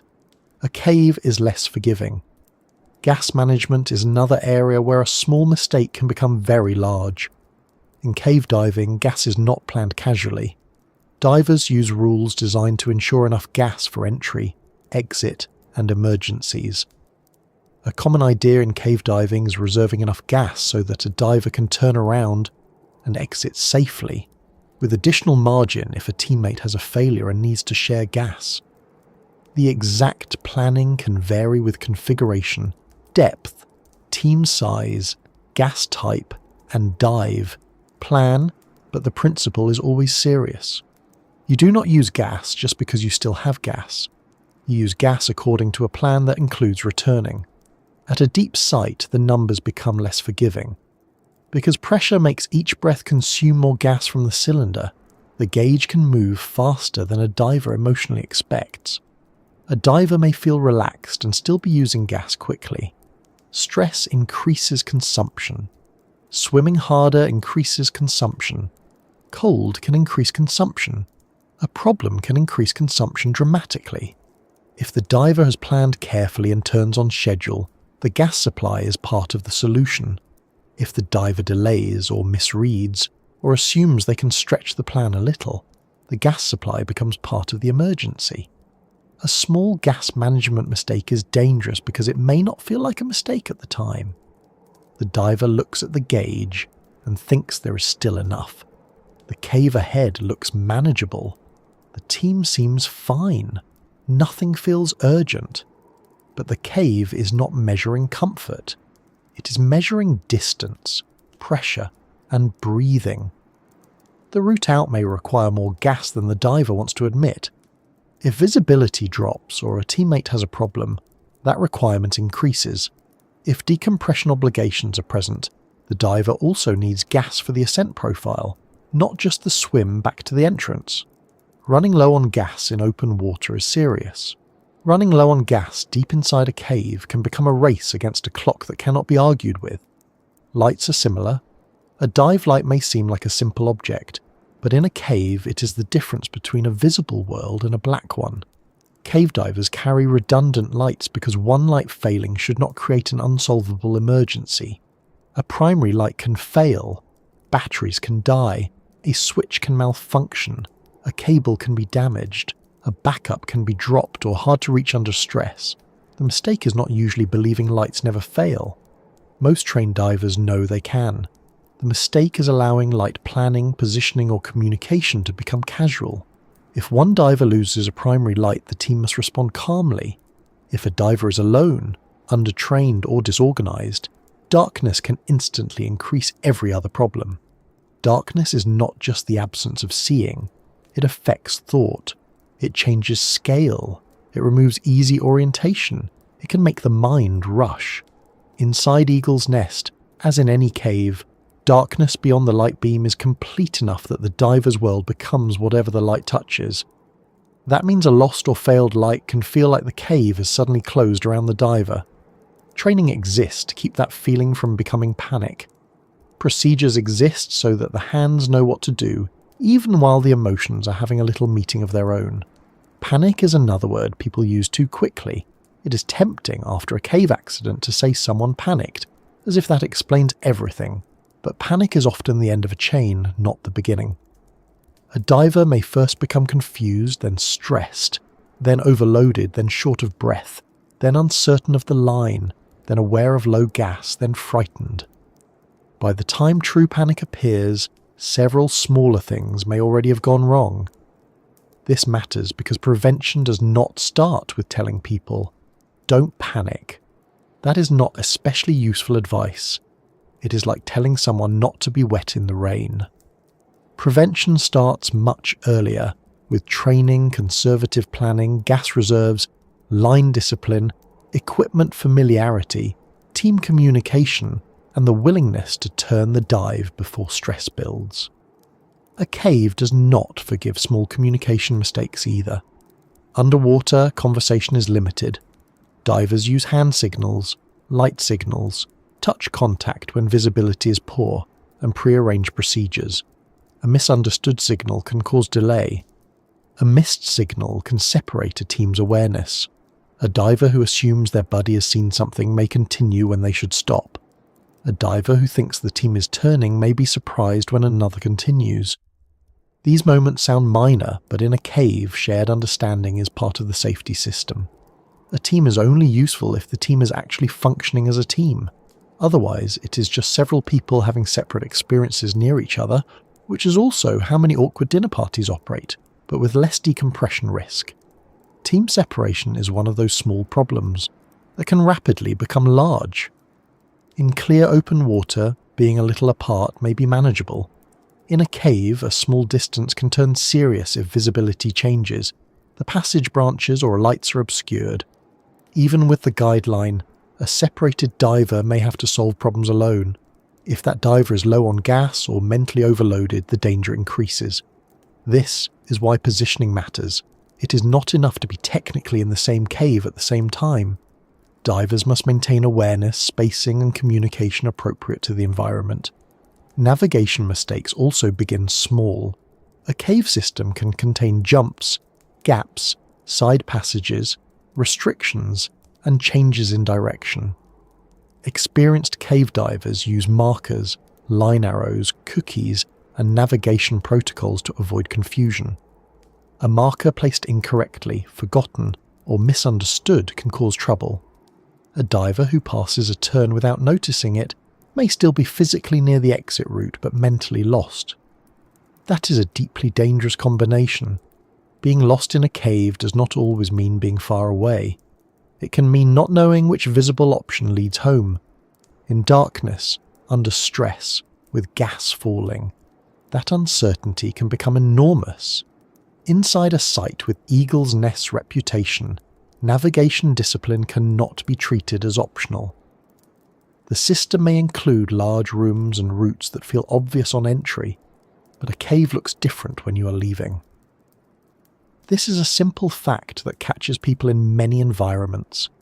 A forest trail looks different in reverse. A hotel corridor looks different when you're tired. A supermarket becomes a maze the moment you need one specific item that has apparently entered witness protection. In a cave, this reverse route problem is sharper, because the field of vision is limited by light and water. The diver must rely on the line, markers, and practiced awareness, not on a casual memory of how the place felt on the way in. Small mistakes with depth limits are especially unforgiving. A diver may descend slightly beyond the plan, perhaps because the cave slopes, or because the view opens, or because the team is following a route that drops. A few feet may seem insignificant emotionally, but depth affects gas consumption, decompression, narcosis, oxygen exposure, and breathing effort. At deep technical levels, the difference between planned and actual depth matters. Going a little deeper is not merely a little more scenery. It can change the gas and decompression picture. If the diver is on the wrong gas for the depth, the consequences can be severe. This is why the phrase, "just a bit deeper," is so dangerous.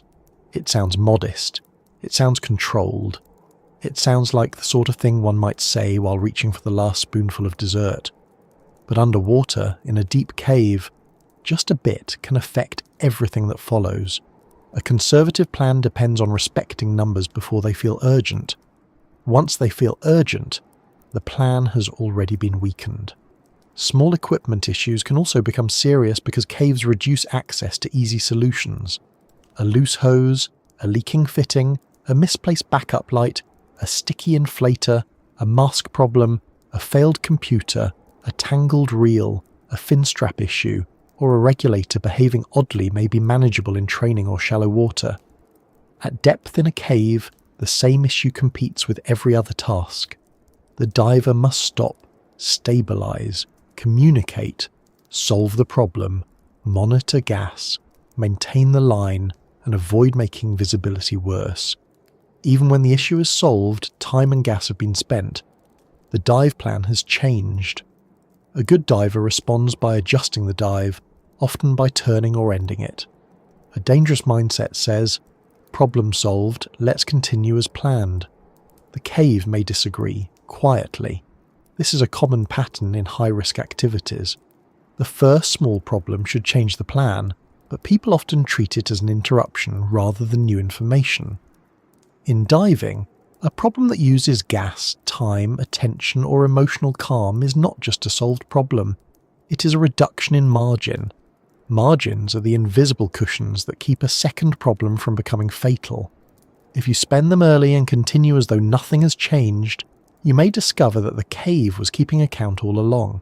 The same is true with physical condition. A diver who is tired before entry, dehydrated, cold, anxious, or not fully comfortable with equipment is starting with less margin. A small task becomes harder. A delay feels more stressful. Breathing may increase. Fine motor control may decrease. Judgment may become less patient. None of this needs to be dramatic. The diver may simply be having an off day. But deep caves do not become easier because a person is not at their best.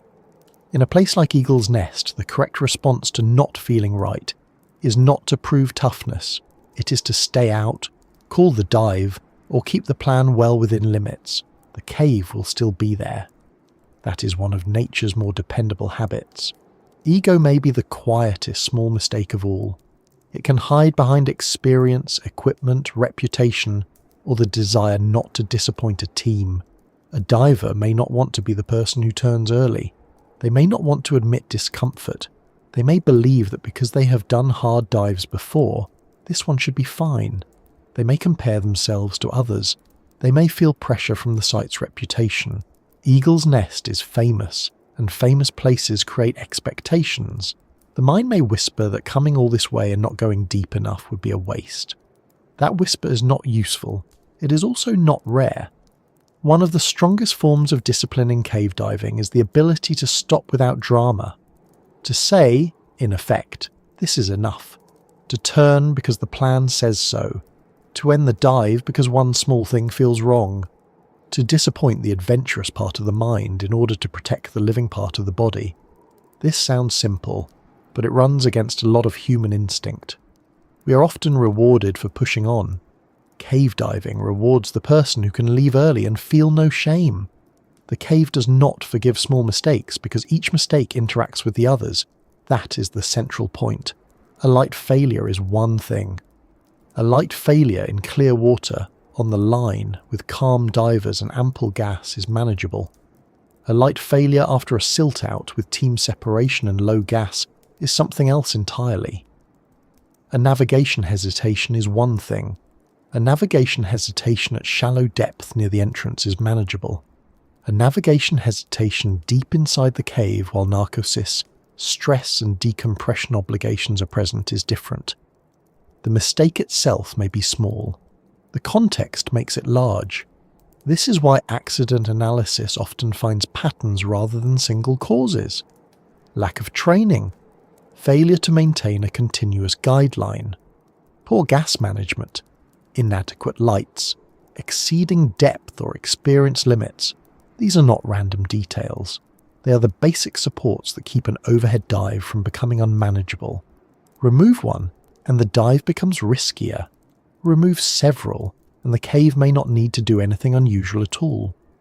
The divers have already brought the accident with them, piece by piece. That is a hard sentence, but an important one. Many cave accidents are not caused by the cave changing suddenly. They are caused by divers entering an environment that demands certain protections without maintaining those protections.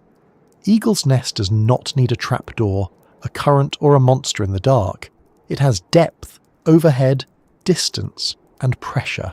That is enough.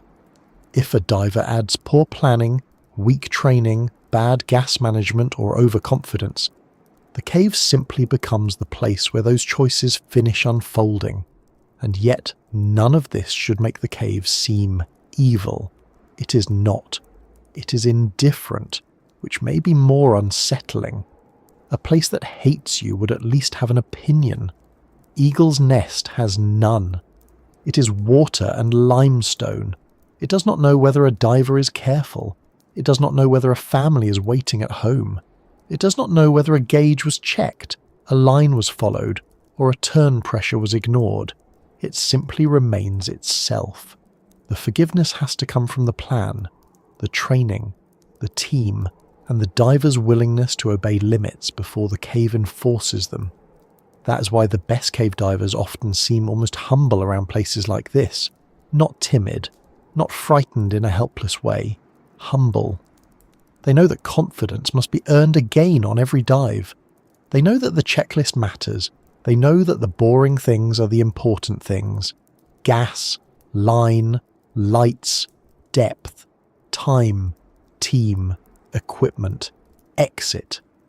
These words do not sound dramatic, but they are the real vocabulary of survival. The cave's beauty may draw the eye, but these are the details that bring a person home. In that sense, Eagle's Nest teaches a lesson that reaches beyond diving. Many serious accidents in life begin with small allowances, a rule bent slightly, a warning dismissed, a backup skipped, a limit extended because nothing bad happened last time. Most of the time, life lets us get away with that. The cupboard door left open does not end civilization. The phone charger forgotten at home causes inconvenience, not tragedy. But some environments are different. Some places require the small things to be done correctly because the large things depend on them. Eagle's Nest is one of those places. The small things are not small there. A line is not just a line. A light is not just a light. A pressure gauge is not just a number. A turn point is not just a suggestion. A fin kick is not just movement. Each one is part of the structure that keeps the dive from becoming a search. That is why the cave does not forgive small mistakes. It is not cruel. It is exact. And once that is understood, the next part of the story becomes clearer. The real danger is not only in the depth, or the darkness, or the cave walls overhead. It is in the way a diver must carry their own safety system into the water, piece by piece, and keep it working from the first breath to the last. The guideline, the lights, the gas plan, the equipment checks, the signals, the calm movements, the decision to turn, all of it matters because inside Eagle's Nest there is usually only one way back, and the cave expects you to know it before you ever go in. The deeper story of Eagle's Nest is not only about the cave itself, it is also about what a diver brings into it. Not just the heavy equipment, the cylinders, the fins, the mask and the lights, although those certainly matter. A cave diver entering a place like this is also carrying a plan, a route, a set of rules, a mental map of what to do if the world goes dark, if the water turns cloudy, if a teammate has a problem, if a gauge shows less gas than expected, or if the cave begins to feel different on the way out than it did on the way in. In ordinary life, we often separate tools from thinking. We use a torch when the room is dark. We use a map when we are lost. We use a kettle when tea is needed, which is often. But in a cave, the tools and the thinking are tied together so tightly that one without the other is not enough. A line without the habit of staying with it is just string in water. A light without backup is only a temporary promise. A gas supply without a return plan is not safety, it is delay. And a route into the cave without a route out is not exploration. It is a bet. An Eagle's Nest is not a place where sensible people gamble. That is why cave divers speak about lines, lights and gas with such seriousness.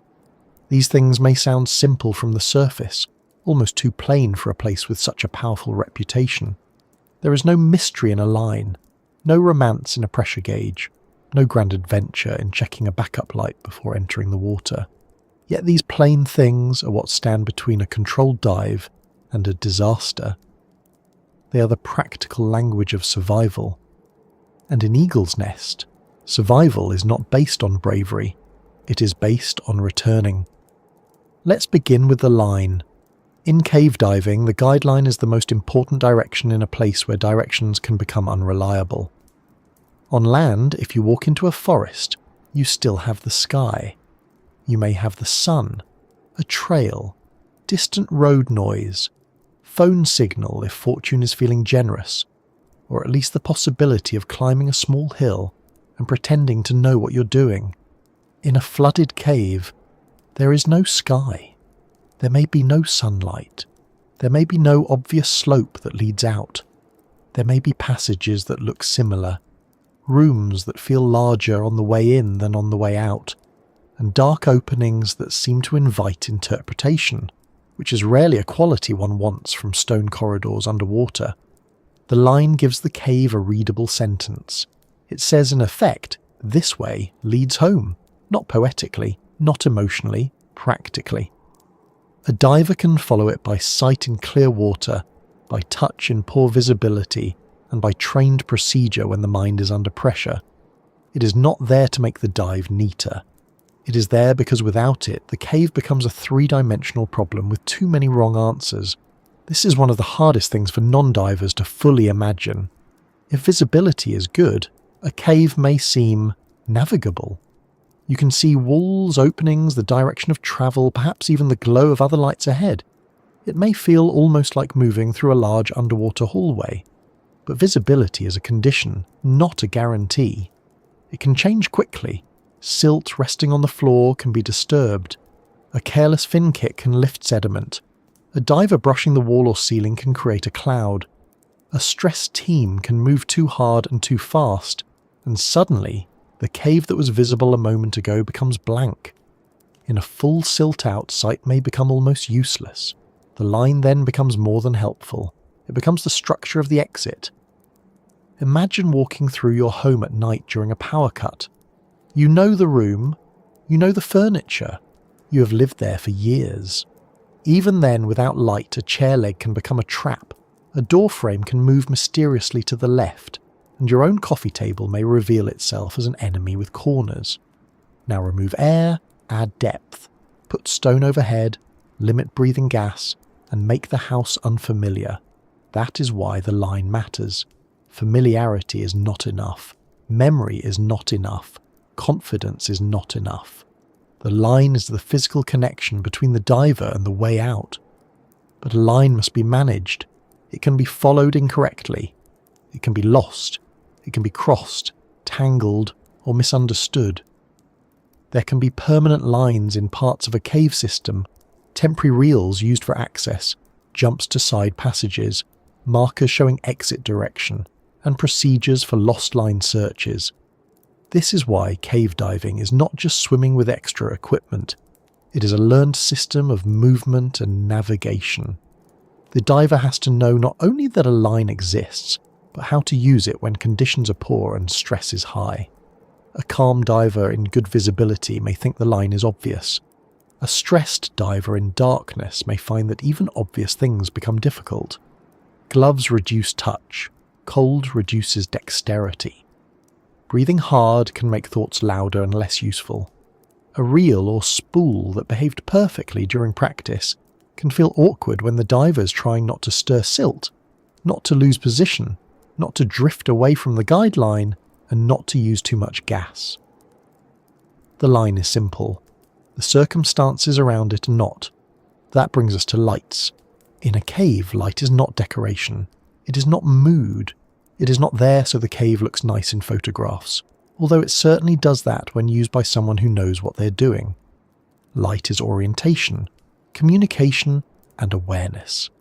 It shows the line, it shows the walls, it shows the team, it shows the floor, the ceiling, restrictions, openings, and the small details that tell a diver where they are.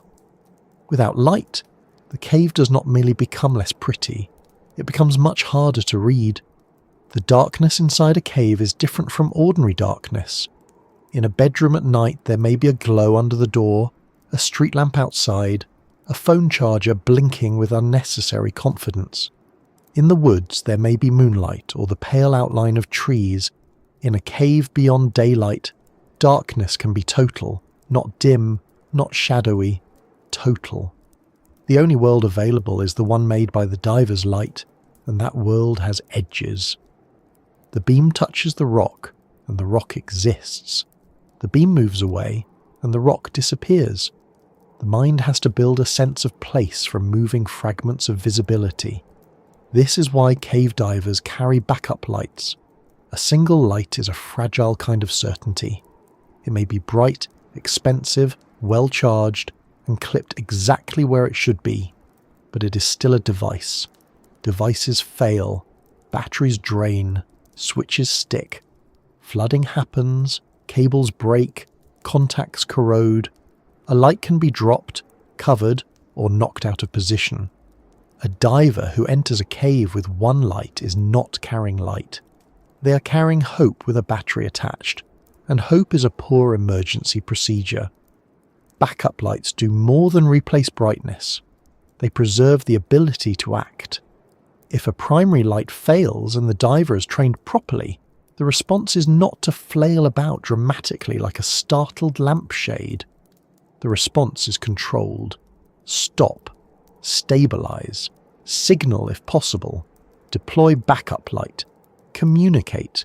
Begin the exit according to procedure. The backup light keeps the situation from becoming immediate blindness, but it also buys something more valuable than visibility. It buys calm. Calm is one of the quiet currencies of cave diving.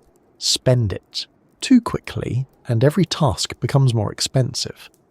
A light failure in a calm team with backups is a problem. A light failure in a stressed, underprepared team can become the beginning of a chain. The failed light leads to confusion. Confusion leads to poor positioning. Poor positioning leads to losing the line or disturbing silt. Silt leads to no visibility. No visibility leads to increased breathing. Increased breathing leads to gas loss. Gas loss leads to urgency. Urgency leads to mistakes. It is not the first failure that kills. It is the way failures invite friends. Lights are also used for communication. In clear cave conditions, divers may signal with light beams, not only with hands. A beam moved in a particular way can get attention, indicate direction, or show concern. A diver can check where teammates are by seeing their lights. If a buddy's beam disappears, changes direction, or remains still too long, that may mean something. Team awareness often begins with light awareness. In the silence of a cave where speech is absent and faces may be partly hidden by masks and regulators, lights become a language. But like all languages, they require shared meaning. A signal misunderstood is not really communication. A diver who waves a light carelessly may look like they are signalling distress. A diver who fails to respond may leave a teammate unsure. A team that has not agreed on procedures before the dive is trying to invent grammar underwater, which is rarely the best place for a language lesson. The cave will not wait while people debate vocabulary.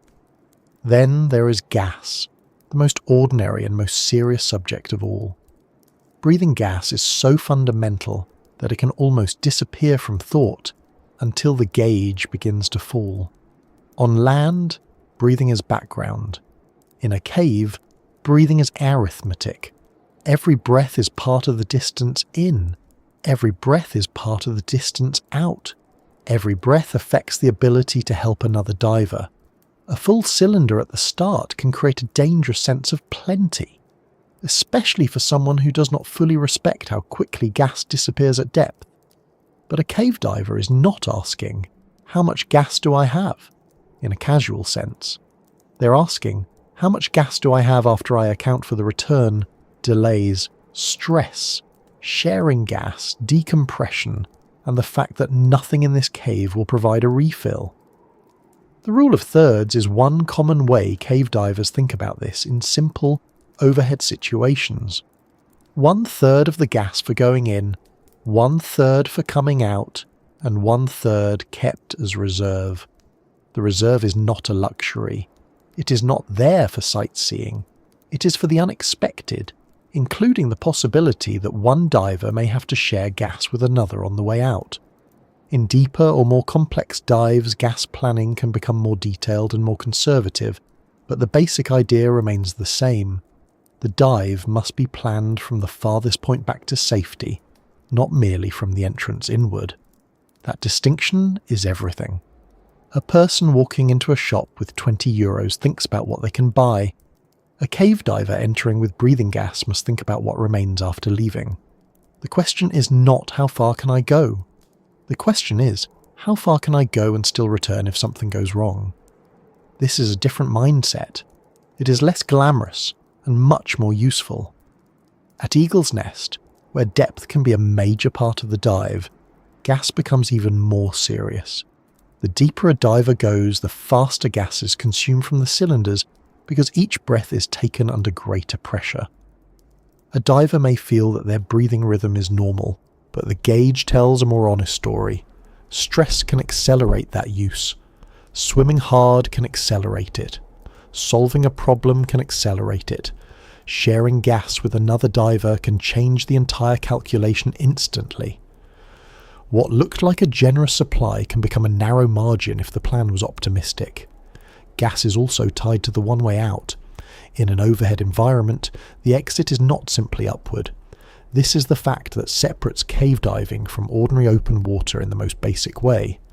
If a diver has trouble in open water and is within safe ascent limits, the surface may be directly above.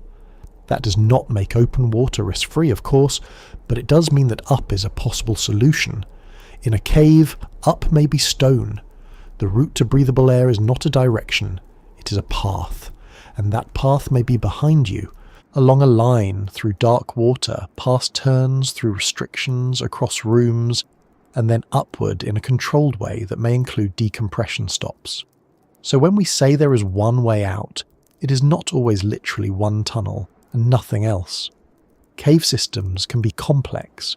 There may be passages, branches, jumps, and routes known to trained divers.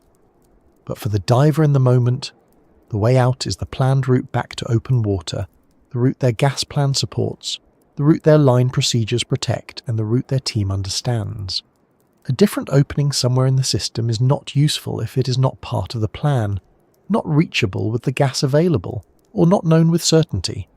In cave diving, a theoretical exit is not the same as an exit. The one-way out must be preserved from the beginning. That is why the line is kept. That is why lights are redundant. That is why gas is reserved. That is why the team stays aware. Each part supports the others. The line shows the way. The lights let the line and cave be seen. The gas allows time to follow the line. The plan tells the team when to turn. Lose one part and the others become more important. Lose several and the situation can move beyond what even a skilled diver can fix. This is why small acts before the dive matter so much. Checking a light is not busy work. Confirming gas is not fussing. Reviewing signals is not over-planning. Agreeing on turn pressure is not being dramatic. It is building the way out before going in. The exit does not begin at the farthest point of the dive. It begins at the surface, before entry, in the decisions made while everyone is still breathing ordinary air and the Florida woods are still visible around them. There is a quiet humility in that. The best divers do not wait for the cave to make them cautious. They arrive cautious. They do not treat calm water as permission. They treat it as a condition that may change. They do not treat a functioning light as a reason to skip backups. They do not treat a full cylinder as freedom to wander. They do not treat a visible line as something they can ignore because they remember the way. They understand that memory becomes less impressive in darkness, and confidence is not a navigation tool. The one way out is also psychological. A diver must be willing to follow it when the desire to continue is strong. That may be harder than it sounds. Eagle's Nest can be visually impressive. The cave may appear open. The route ahead may seem clear. The team may feel good. The gauges may still look acceptable to someone who wants to keep going. But the plan must be stronger than desire. When the turn point arrives, the dive turns. Not because the cave has become boring. Not because the diver is afraid. Because the exit requires respect before it requires urgency. Turning a dive while everything is still fine is one of the most mature decisions in diving. It can feel unsatisfying in the moment. The interesting passage is ahead. The light is good. The body feels capable. The cave seems to be offering just a little more. But a safe dive is not measured by how far in someone went. It is measured by whether the team returned with enough gas, enough calm, enough control, and enough margin that the plan never had to become a desperate improvisation. Improvisation is useful in music, cooking, and explaining why you forgot to reply to a message 3 days ago. It is much less charming in a deep cave. The cave environment rewards preparation, not invention. A diver can solve problems, yes, but those solutions should come from practiced procedures, lost line drills, lost light drills, gas-sharing exits, valve shutdowns, touch communication, silt-out exits. These are not exciting phrases for most people. They do not glitter, but they are the rehearsed answers to questions the cave may ask without warning. A diver who has practiced well may respond to a problem almost mechanically at first. That is good. In stress, the thinking mind may become noisy. Training gives the body something reliable to do while the mind settles.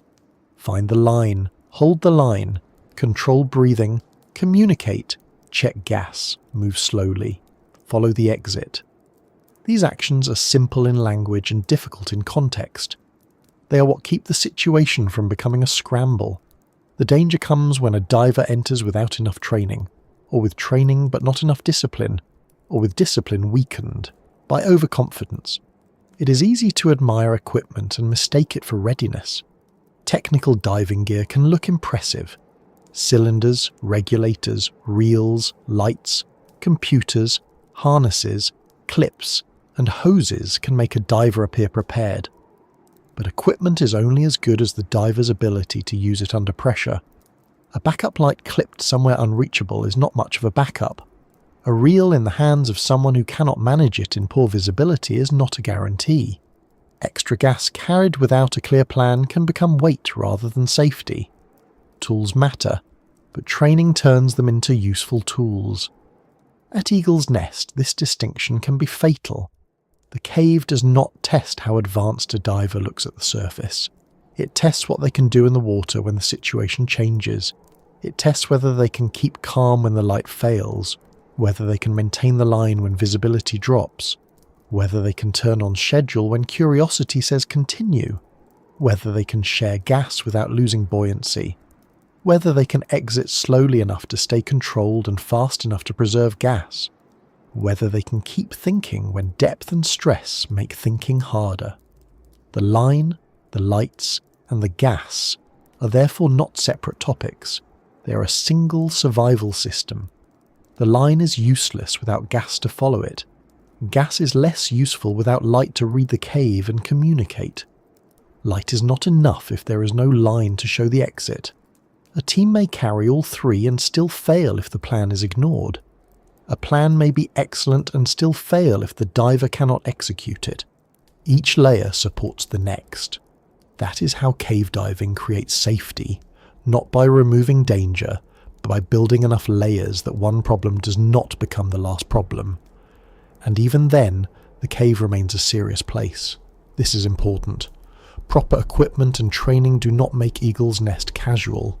They make it possible for certain divers to enter under controlled conditions. That is a very different thing. The existence of a safety system should not make the environment seem harmless. It should remind us how unforgiving the environment is without one. You do not carry multiple lights because the cave is friendly. You carry them because darkness is complete. You do not reserve gas because you expect everything to go perfectly. You reserve it because everything may not. You do not maintain a line because you are forgetful. You maintain it because the cave can become unreadable. From the surface, these habits may seem almost ritualistic.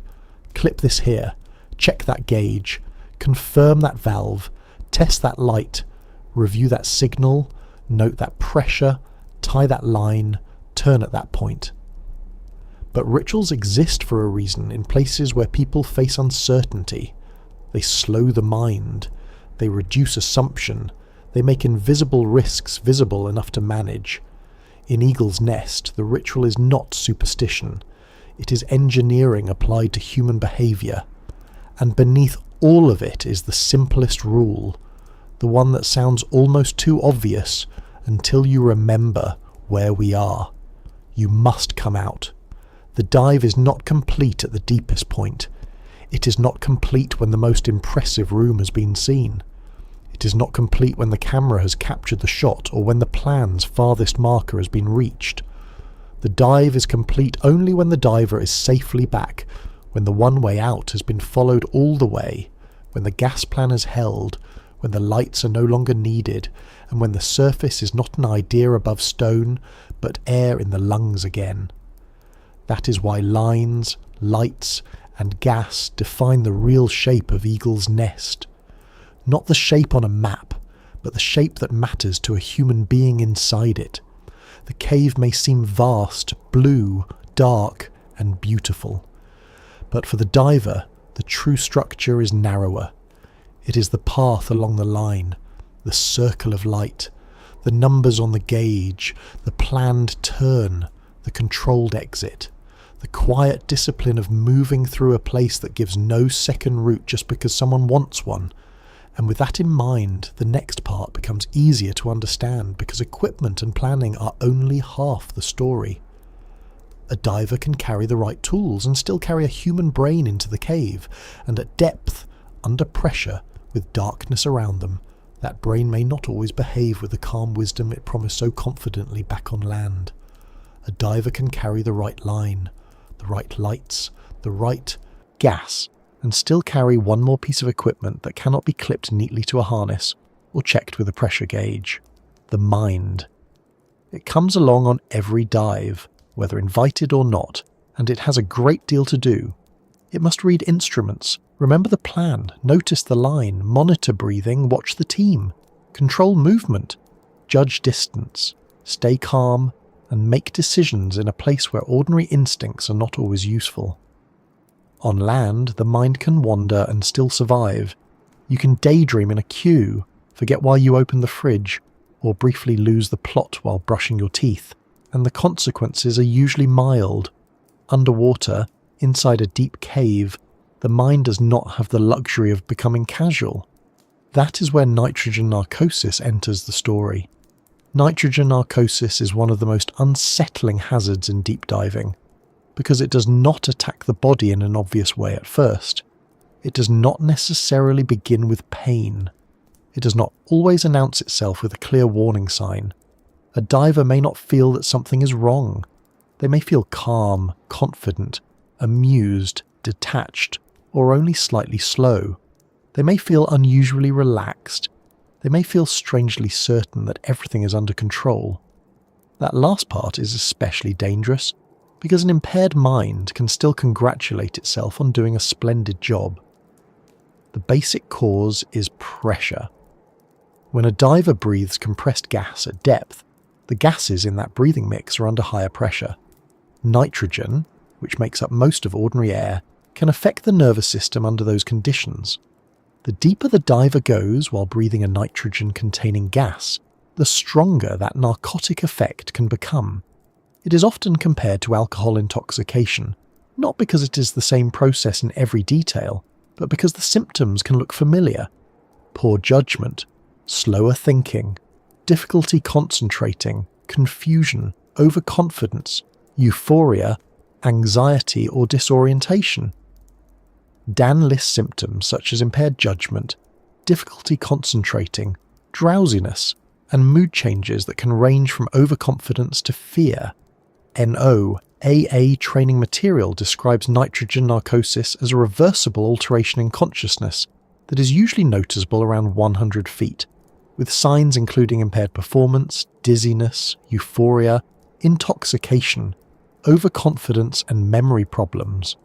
That word, reversible, is important. Nitrogen narcosis usually improves when a diver ascends to a shallower depth. MSD/Merck notes that treatment involves immediate but controlled ascent, and that deep divers may use helium in gas mixtures to reduce nitrogen's narcotic effect. But in a cave, ascend is not always a simple word. You cannot always move directly upward.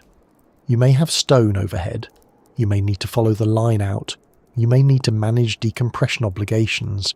You may need to remain calm enough to exit slowly and correctly. So even a reversible condition can become deadly if it causes the wrong decision before the diver reaches a safer depth. That is the cruel little trick of narcosis. It may be temporary, but the choices made while affected can be permanent. At Eagle's Nest, this matters because depth is not theoretical. The site is known for deep cave diving, and with depth comes the possibility that the diver's own thinking may change, while the cave itself is becoming less forgiving. A diver entering a deep section needs clear judgment at exactly the time when pressure may begin to dull it. That is rather like needing your best handwriting while riding in the back of a bus on a bumpy road. The task is possible, but the conditions are not helping. The effects are also personal. Nitrogen narcosis does not treat every diver in exactly the same way. One person may become silly and overconfident. Another may become anxious. Another may feel sleepy or disconnected. The same diver may feel different effects on different days. Fatigue, stress, cold, exertion, and carbon dioxide buildup can make the problem worse. NCB Eyes Stat Pearls review notes that alcohol, fatigue, anxiety, hypothermia, and carbon dioxide can increase the risk or severity of nitrogen narcosis. This means a diver cannot simply say, "I was fine last time, so I will be fine today." That is not how the body works under pressure. The body is less sentimental than memory. Carbon dioxide is worth pausing over because it can make the mental side of deep diving more dangerous. A diver who works hard, breathes inefficiently, skips proper breathing rhythm, or experiences high breathing resistance may retain more carbon dioxide.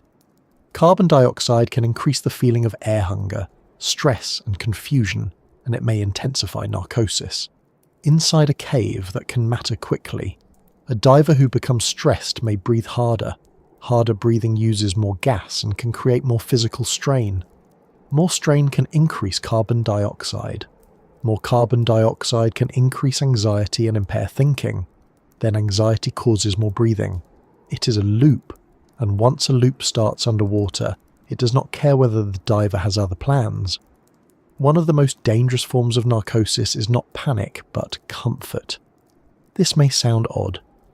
We usually think danger announces itself through fear, but narcosis can create euphoria or overconfidence. A diver may feel unusually calm about things that should bother them. A gauge reading may not seem urgent. A turn point may feel flexible. A strange route may seem obvious. A small problem may seem amusing rather than important. The mind starts lowering the volume on caution. This is why the old nickname, Rapture of the Deep, has such an eerie quality. It suggests that the deep can feel pleasant while it is making a person less able to judge what pleasantness is costing them. Fear can be just as dangerous. Some divers affected by narcosis may feel anxiety, insecurity, or dread. In a cave, fear is not just an emotion. It changes breathing. It narrows attention. It makes fine motor tasks harder. It can make a diver move too quickly, grab too tightly, kick too hard, or lose track of the plan. If visibility drops or the diver becomes unsure of the exit, fear can rise sharply. And because the diver is already deep, the mind may not process the situation clearly. The person may not be irrational in a wild, dramatic way. They may simply make a slow decision, a wrong decision, or no decision when a trained response is needed. The strangest part is that the diver may continue to function physically. Nitrogen narcosis does not always make someone collapse or stop moving. They may swim, signal, look around, check equipment, and appear mostly normal, but their reasoning may be weakened. They may forget a step. They may respond late.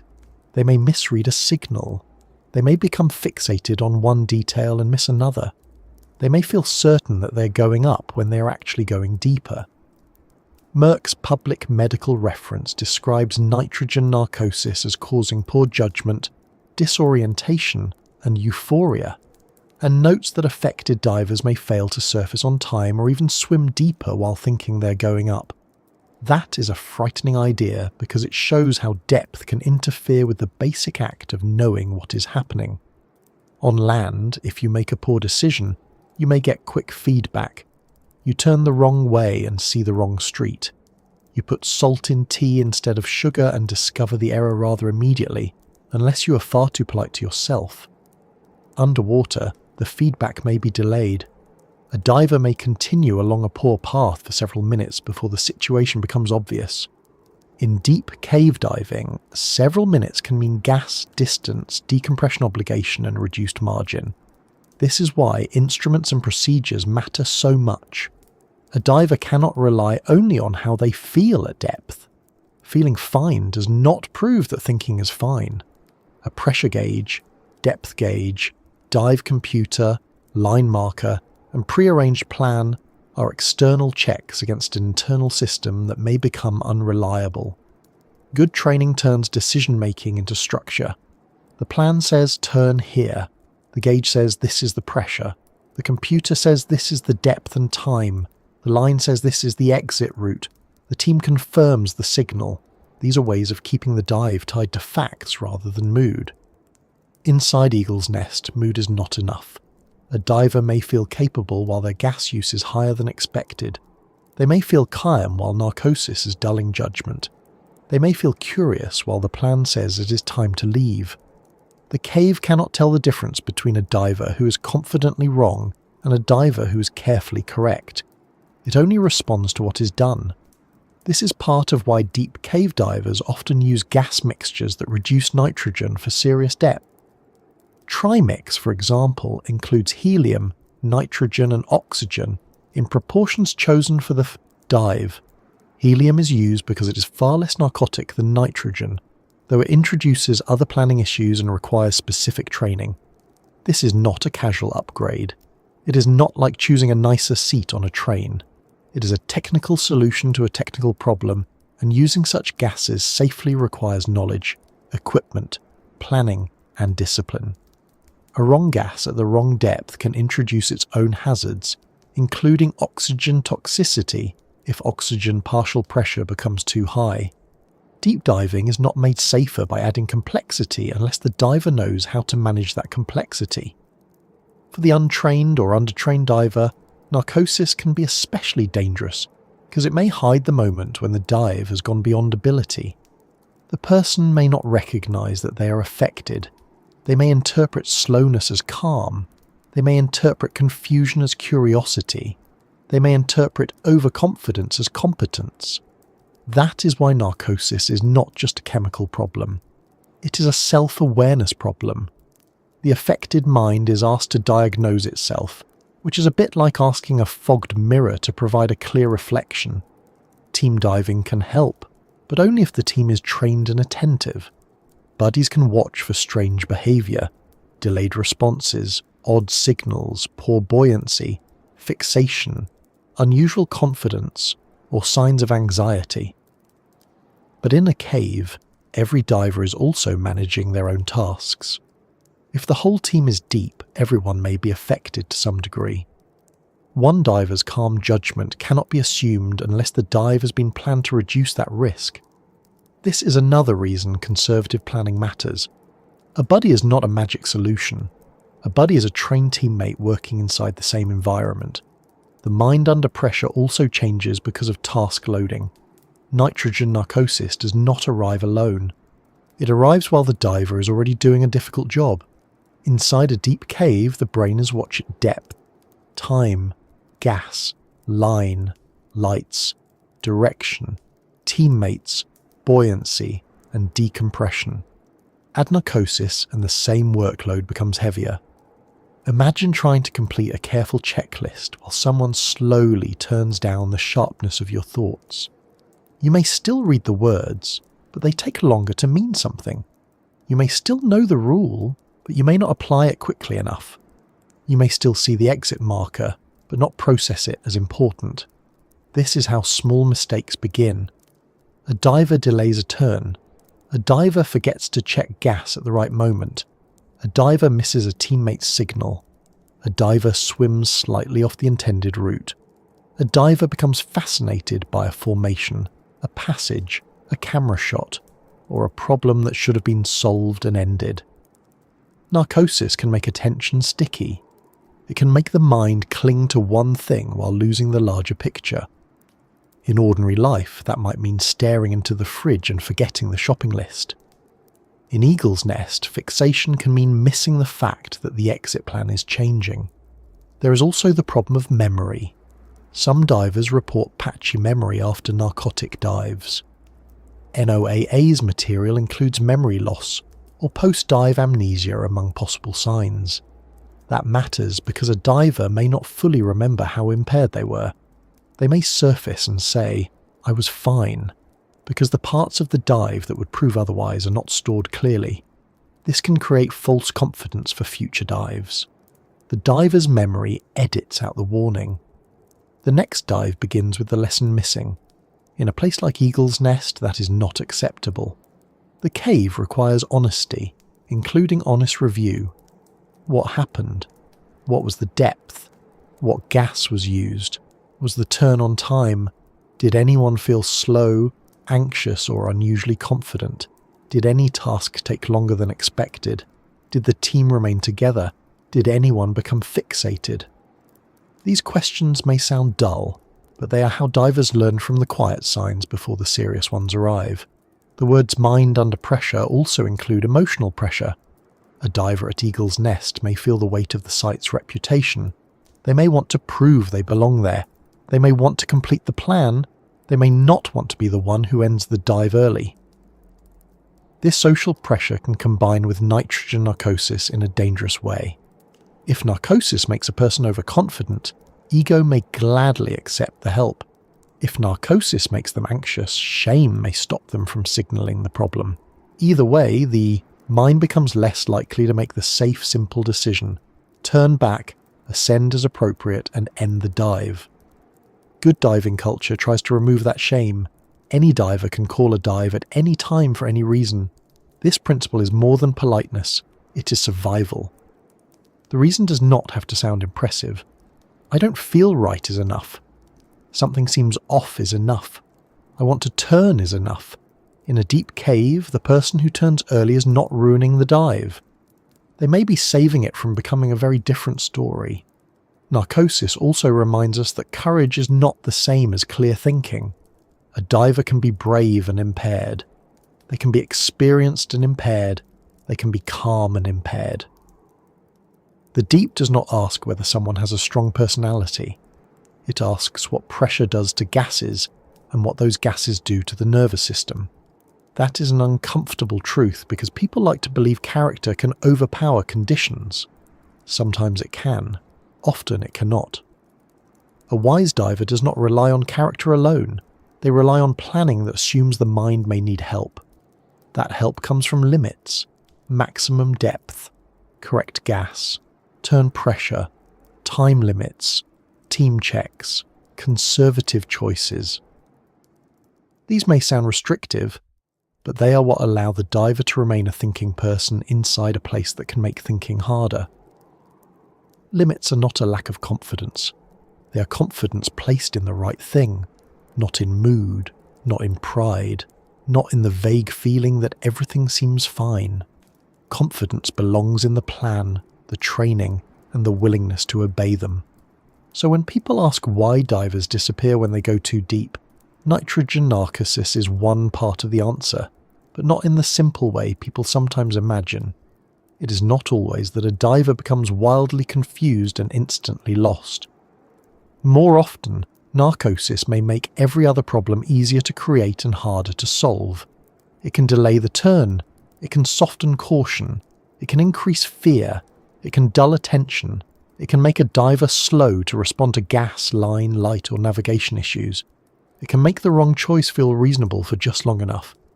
And in Eagle's Nest, just long enough may be too long. The cave itself remains still. The limestone does not change. The water does not announce that a diver's judgment has shifted. The line does not tug on their hand and say, "You're thinking poorly now."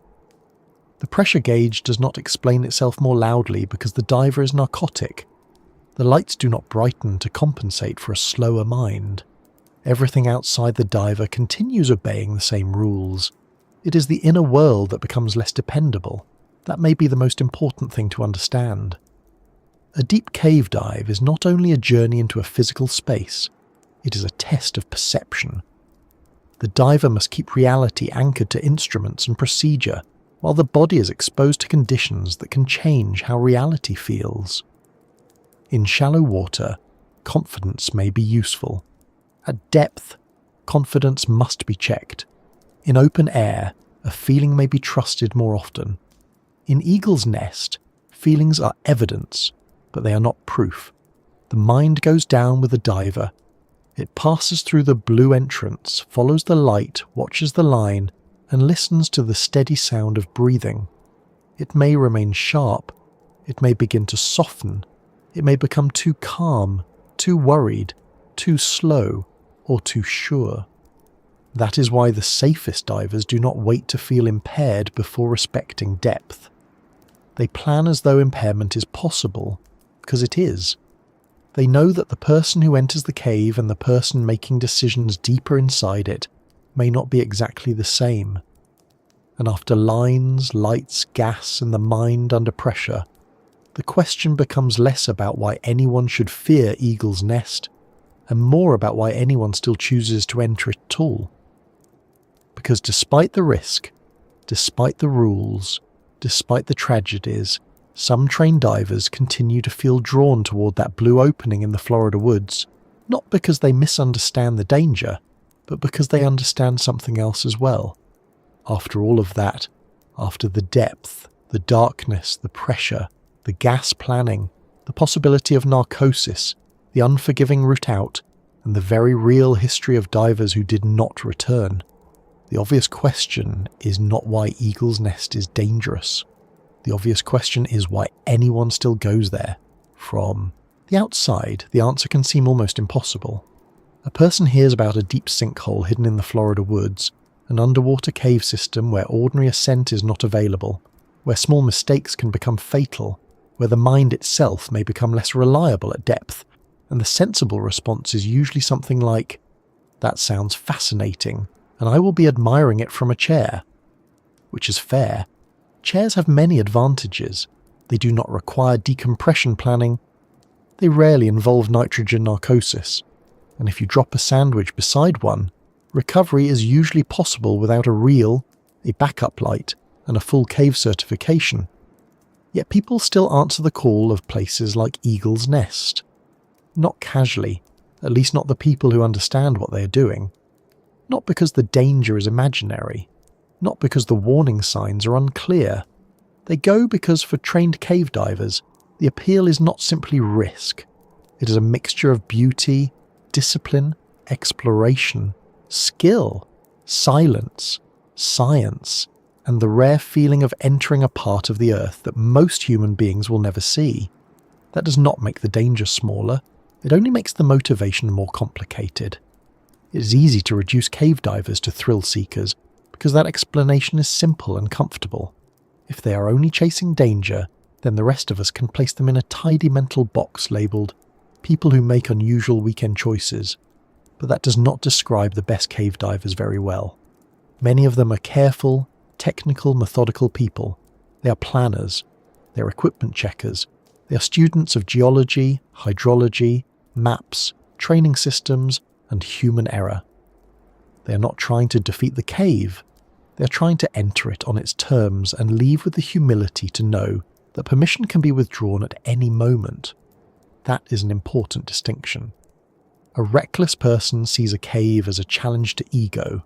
A trained cave diver sees it as an environment that must be understood.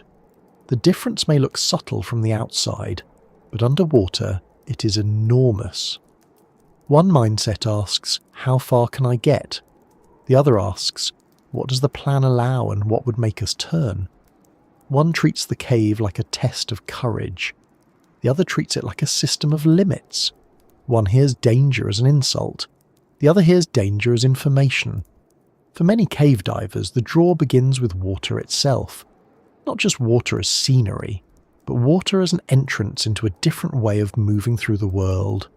Underwater, the body becomes less tied to the ground. Movement slows. Buoyancy replaces footsteps. Sound narrows. Breathing becomes audible in a way it never is on land. In open water, that can already feel like entering another realm of experience. In a cave, the effect becomes even stronger. There are no waves, no surface chop, no boats overhead, no sunlight once you go far enough.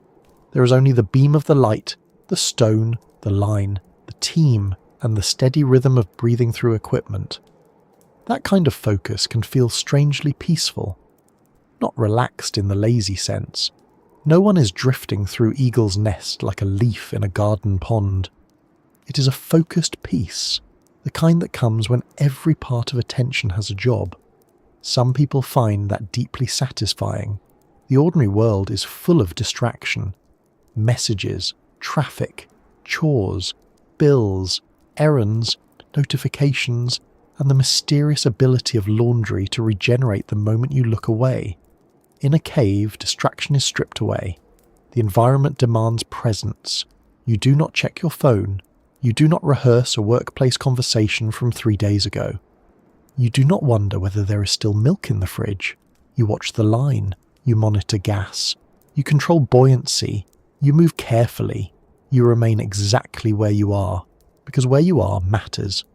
There is a kind of clarity in that. It is not the clarity of safety, but the clarity of complete attention. For some divers, that is part of the call. A cave dive, when properly planned and executed, can become an exercise in disciplined awareness. The diver is not trying to escape reality. They are entering a reality where reality has sharper edges than usual. Then there is the beauty. We have already touched on it, but it deserves to return here because beauty is not a small part of the answer. Eagle's Nest is not famous only because it is dangerous. A dangerous place with nothing to see would not hold the same power. The site draws divers because the underwater space can be remarkable. Large rooms, clear water, dramatic darkness, limestone shapes, and the transition from the Florida woods into a flooded underground world create an experience that cannot be duplicated on land. Photographs and videos can show pieces of it, but they cannot fully reproduce the feeling of being suspended in that space, light in hand, with the surface world far above and the cave opening around you. Beauty can be a dangerous reason to continue, but it can also be a legitimate reason to train properly. This is an important difference. The wrong response to beauty is to ignore limits. The right response is to respect the environment enough to become worthy of entering it. For serious divers, training is not a barrier keeping them from the experience. It is the path that makes the experience possible. The cave is not less beautiful because it requires discipline. In some ways, the discipline makes the beauty sharper because the diver understands what it costs to be there. There is also the appeal of skill. Cave diving is difficult, and difficult skills attract certain people, not because they want danger for its own sake, but because mastery has its own quiet satisfaction.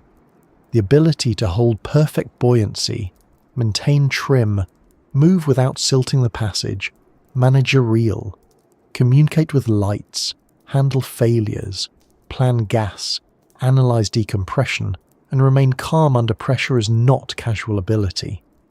It takes instruction, practice, repetition, and honest self-assessment. There is pride in that, although the safe version of that pride is quiet. It says, "I have trained for this." The unsafe version says, "I am beyond needing caution." Eagle's Nest has no use for the second kind. In many fields, people are drawn to the place where their skills matter most. A musician wants a difficult piece. A climber wants a route that requires precision. A surgeon trains for delicate work. A pilot learns procedures for conditions that most passengers hope never to think about. A cave diver may feel something similar. The dive is not merely sightseeing. It is a full expression of the skills they have built. When done correctly, every small action matters, and the reward is not applause. It is a clean dive, a calm team, a good turn, a controlled exit, and the knowledge that the plan held. To outsiders, that reward may sound modest, but in technical diving, modest rewards are often the best ones. A good dive does not need drama. In fact, drama is usually a sign that something has gone wrong. The ideal cave dive may look almost uneventful to the people doing it. Equipment works, signals are clear, gas is on schedule, the line is maintained, the team turns as planned, the exit is calm, the surface is reached with reserve intact. Nothing heroic happens. That is success.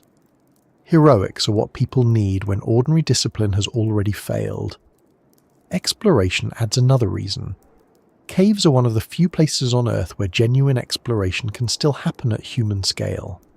Satellite images can map mountains, deserts, coastlines, cities and forests. But flooded caves remain difficult to access, difficult to map, and difficult to understand without people physically entering them. Cave divers have contributed to surveys, maps, hydrological knowledge, environmental awareness, and rescue understanding. The National Speleological Society Cave Diving Section describes its mission in terms of conservation, education, exploration, and safety, which is a useful reminder that cave diving culture is not only about personal adventure. Mapping an underwater cave is slow, demanding work. It does not resemble simply swimming around and guessing where things go. Divers must measure, record, mark, and interpret passages. They must convert lived underwater experience into information that others can use. That information can support safer diving, scientific understanding, and conservation. For some divers, this is the deeper attraction. The cave is not only a place to visit, it is a place to document and understand. In Florida, that understanding matters because the caves are connected to water systems that affect life above ground. Springs, aquifers, sinkholes, and underground passages are not isolated curiosities. They are part of the state's water landscape. Cave divers often see firsthand what most people only hear about in environmental reports. They can observe clarity, flow, sediment, damage, pollution, and changes over time. This does not make every cave diver a scientist, of course. Owning fins does not automatically make one a hydrologist, just as owning a frying pan does not automatically make one welcome on a cooking show. But experienced divers can become witnesses to environments hidden from ordinary view. That hiddenness matters. People protect what they know, and underwater caves are easy to forget because they are out of sight. A clear spring may be admired at the surface, while the flooded passages feeding it remain abstract. Cave divers make those passages less abstract. Their maps, photographs, videos, and reports help turn hidden water into something visible to public imagination. In that sense, entering the cave can become a form of attention, not ownership, not conquest, attention. There is also a community aspect. Cave diving, despite its solitude underwater, is not an isolated pursuit. Divers train with instructors, plan with teammates, learn from mentors, attend conferences, study accident reports, share maps, discuss conditions, and pass down lessons that were sometimes learned at a very high cost. A safe cave diving culture depends on memory. It depends on people saying, "This happened before, here is why, here is how not to repeat it." That kind of culture can be serious, technical, and at times blunt, because politeness is less important than survival. But beneath the bluntness, there is often care. A rule repeated sharply may be a way of trying to keep someone alive. This is one reason divers still answer the call even after tragedies. They do not always see tragedy as a reason to abandon the cave. They see it as a reason to study harder, train better, plan more conservatively, and keep the lessons alive. That does not mean every risk is justified. It does not mean every dive should happen. But it means the response inside the community is often not simple fear. It is analysis. What failed? What was ignored? What conditions were present? What can be changed? What should be taught more clearly? What limits should be respected more strictly? Accident analysis can sound cold from the outside, especially when lives have been lost. But in high-risk activities, analysis is a form of respect. It refuses to turn a person's death into a vague warning and leave it there. It asks what happened in enough detail that others may survive. The goal is not blame for the sake of blame. The goal is prevention. In cave diving, where the same patterns can repeat across decades, this kind of memory is essential. Dan notes that many cave divers use the rule of thirds for gas management, keeping a final third reserved for contingencies, which reflects how survival depends on planning for problems before they happen. For some divers, the call is also personal in a way that is hard to explain. Certain landscapes speak to certain people. Some feel drawn to mountains, some to deserts, some to old forests, some to the sea, some to caves. This does not require melodrama. It may simply be that a cave environment matches something in the diver's temperament: patience, focus, curiosity, comfort with procedures, tolerance for silence, and a desire to see places that cannot be reached casually. Eagle's Nest, with all its risk, becomes meaningful because it is not easy. The difficulty is part of the relationship. That does not mean difficulty should be romanticized. There is a dangerous habit in some storytelling of treating risk as if it automatically makes an experience noble. It does not. Risk can be foolish. Risk can be unnecessary. Risk can be badly understood. A person can die from ego just as surely as from bad equipment. The fact that Eagle's Nest is dangerous does not make every dive there profound. It makes every dive there serious. The meaning comes from how the diver approaches it. A trained diver answering the call properly is not saying, "I am stronger than the cave." They are saying, "I know this cave is stronger than me, so I will enter only within a system that respects that fact." That is a very different statement. It is not domination. It is negotiation. The cave sets terms: depth, darkness, distance, gas, pressure, line, and time. The diver decides whether they can meet those terms today, not in general, not in imagination, but today, with this team, this equipment, this plan, this body, this mind, and these conditions. That word "today" matters. A diver may be qualified and still choose not to dive. The road may be poor, the weather may have changed, the team may not feel right, equipment may not be behaving perfectly, someone may be tired, someone may simply have a feeling they do not want to ignore. In a mature safety culture, calling the dive is part of diving. It is not failure, it is judgment. The cave will wait. It has been waiting for a very long time. There is something quietly powerful about that. Eagle's Nest does not need anyone. It does not advertise. It does not ask to be visited. It will remain in the woods whether divers come or not.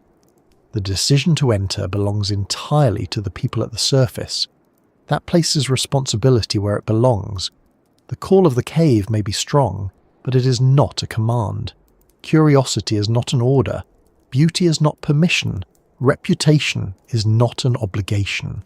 Still, when the right diver stands at the edge, properly trained, properly equipped, with a conservative plan and a team that understands the environment, the call can be real. They may look at the water and not see a dare. They may see a rare entrance into the hidden structure of Florida. They may see a place that requires their full attention. They may see a system shaped by geology, water, and time. They may see something worth studying, documenting, and experiencing carefully. They may feel the pull that explorers have felt in many forms throughout human history, the desire to go where the ordinary world gives way to something less familiar. That desire is not always bad. Without it, much of the world would remain unknown. People have crossed oceans, climbed high passes, entered caves, studied storms, descended into the deep sea, and sent machines to other planets because some part of the human mind asks what is beyond the visible edge. The problem is not the question. The problem is forgetting that some edges require training before they are approached. Eagle's Nest is not a place where curiosity can go alone. Perhaps that is the best answer to why divers still go. They go because cave diving at its best is curiosity disciplined by respect. Curiosity alone would be dangerous. Respect alone might keep everyone at the surface. Together they create the possibility of careful exploration. The diver wants to see, but accepts that seeing is not enough. They must also return. They must return with data, memory, photographs, experience, or simply the quiet satisfaction of having entered and exited correctly.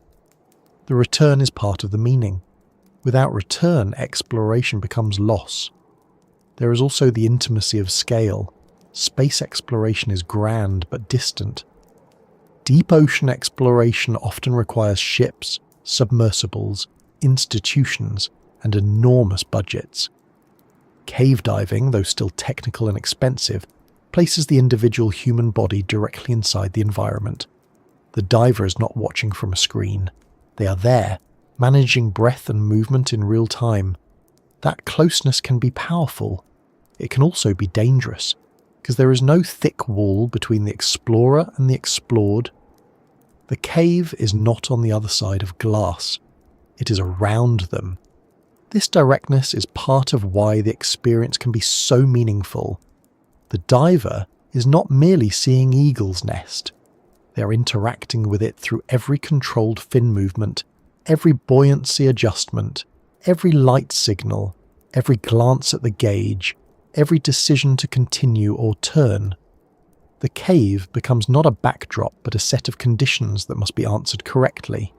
It is a conversation only in the practical sense, because caves are famously poor conversationalists, but there is still a kind of exchange. The diver reads the cave. The cave reveals only what the diver is prepared to handle. For people who answer that call well, the reward is not adrenaline in the noisy sense. It may be quiet, or it may be the sight of a vast chamber opening beyond the beam. It may be the feeling of perfect buoyancy in still water. It may be the knowledge that the team moved cleanly, communicated clearly, and followed the plan. It may be the moment of returning to the entrance, seeing the blue light grow brighter, and knowing that every strict little rule had a reason. The return to light is not merely relief, it is confirmation. The line worked, the gas plan worked, the team worked, the training worked, the decision to turn when planned worked. The cave was entered and left without drama. There is a deep satisfaction in that kind of competence. It is not glamorous. It is better than glamorous. It is sound. Of course, not everyone who feels the call should answer it. That must be said plainly. Admiration is not qualification. Watching videos is not training. Confidence from other types of diving does not automatically transfer into a deep cave. Open water experience, even a great deal of it, does not erase the overhead environment. A person can be comfortable underwater and still be completely unprepared for eagle's nest.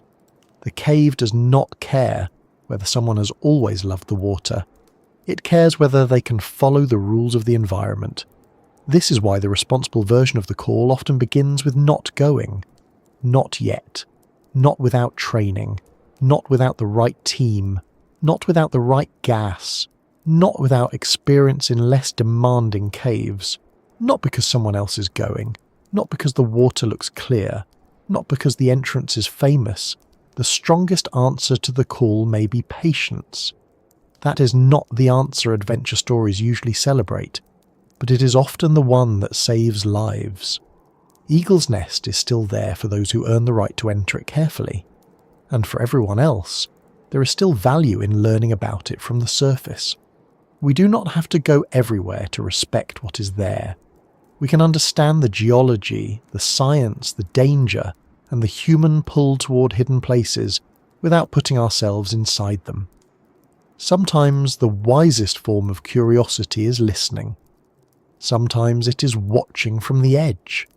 Sometimes it is letting the experts enter while we remain grateful for breathable air, stable ground, and the underrated pleasure of not needing decompression stops before bed. Yet the divers who do enter, the careful ones, the trained ones, the ones who return, remind us of something important about human nature. We are not built only for comfort. We are also built for questions. Some people ask them in laboratories, some in libraries, some on mountains, some under ice, some in flooded caves beneath the Florida woods. The best of them do not ask those questions carelessly. They ask with preparation. They ask with humility. They ask knowing that the answer may be no for today. That is why divers still answer the call. Not because Eagle's Nest is safe, not because the tragedies are forgotten, not because beauty cancels danger. They answer because the hidden world below the sinkhole is real, and for some people, seeing it carefully is worth years of training and a lifetime of caution? They answer because disciplined exploration is one of the oldest human habits. They answer because silence, darkness, stone and water can hold a kind of meaning that ordinary places do not. They answer because the cave is not only a threat, but a responsibility. And once we understand that, the story becomes quieter again. Not less serious, but quieter. Eagle's Nest is no longer just a place where divers disappear when they go too deep. It is also a place where the difference between returning and not returning may depend on respect, preparation, and the decision to let the cave remain unfinished. Because no diver truly conquers a place like Eagle's Nest. The best they can do is visit briefly, follow the line, keep the plan, turn before desire outruns judgment, and rise again toward the surface with enough air left to remember what the darkness taught them. And so, after the depth, after the dark rooms, after the careful lines and lights, after the gas calculations and the quiet pressure placed on the mind, we come to the part of the dive that may look the simplest from outside and is often one of the most important. Coming back. That sounds almost too obvious. Of course the diver comes back. That is the point, surely. You go in, you look, you turn, you return. It seems as plain as walking into a room and walking out again, although even that can become more complicated if you have forgotten why you entered the room in the first place. But inside Eagle's Nest, returning is not a casual afterthought. It is not the end of the adventure once the interesting part is over. It is the main task, the proof that every earlier decision was correct enough, conservative enough, and disciplined enough to bring a person back from a place that never promised to make it easy. The Fiels. Return begins before the diver reaches the deepest point. In truth, it begins before the diver enters the water. It begins with the plan, with the gas calculation, with the equipment checks, with the decision about maximum depth, with the team agreement about when to turn, and with the quiet understanding that the cave does not owe anyone a complete tour. But emotionally, the return often begins at the turn. That moment when the diver looks at the gauge, the time, the depth, the team, and the line, and accepts that the inward part is finished. The cave may continue ahead. The water may be clear. The passage may still look inviting.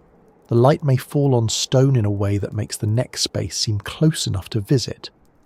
But the plan says turn, and the safe diver turns. That decision is one of the most important skills in cave diving. It is not dramatic. Nobody on the surface applauds. There is no music, no great speech, just a signal, a change of direction, and the start of the route back. Yet that quiet decision may matter more than any display of bravery. In Eagle's Nest, turning back while everything still feels controlled is not giving up. It is doing the dive correctly. It is accepting that a safe margin is not something to spend just because the cave ahead remains interesting. There is a strange discipline in leaving a place before you are finished with your curiosity. Most of us do not like that feeling. We want the complete experience, the next room, the deeper view, the extra answer. Humans are not famous for stopping at the sensible moment. This is why buffets exist, and also why many of us have at some point eaten one more thing than our evening required. But underwater, inside a deep cave, the habit of just a little more can be deadly. The return must begin while the diver still has enough gas, enough attention, enough calm, and enough physical comfort to handle the exit properly. Once the turn is made, the cave changes. Not physically. The limestone is the same, the water is the same, the line is the same line. But the diver's relationship to the space has reversed. On the way in, every movement led farther from open air. On the way out, every movement must reduce that distance. The guideline now becomes more than a route into mystery. It becomes the way back toward light, shallower water, decompression stops, and eventually the surface. The diver follows it not as a suggestion, but as a promise that must be kept carefully, hand over hand if needed, light by light, breath by breath. The route may look different on the return. This happens in many places, even on land. A trail through the woods can seem obvious in one direction and unfamiliar in the other. A hallway in a hotel can become oddly confusing when you return tired and carrying a paper cup of tea that is much too hot for the lid provided. In a cave, this effect is stronger. The light beam strikes the rock from a different angle. Shadows appear in new places. Openings that were behind the diver on entry are now ahead or to the side. A room that felt broad and welcoming on the way in may seem more complicated on the way out. This is why the line matters, why markers matter, why memory alone is not enough. A calm return is built from small controlled actions. The diver watches buoyancy. They avoid stirring silt. They keep position in relation to the line. They check gas. They watch teammates. They respond to signals. They do not rush simply because they are leaving. This may feel counterintuitive. When people imagine danger, they imagine speed. The hero swims faster. The person escapes at the last second. The door closes just behind them, ideally with a very loud sound. But a cave exit is not usually made safer by panic speed. Fast movement can use more gas, disturb visibility, create separation, and cause mistakes. The safe exit is deliberate. It is not lazy, but it is controlled. There may also be decompression to manage. On deep dives, returning to the entrance is not the same as being free to surface immediately. The body has spent time under pressure. Inert gases have dissolved into tissues. Ascending too quickly can allow bubbles to form, which can cause decompression sickness. So the diver may need to pause at specific depths, breathing the planned gas, letting the body release gas in a controlled way.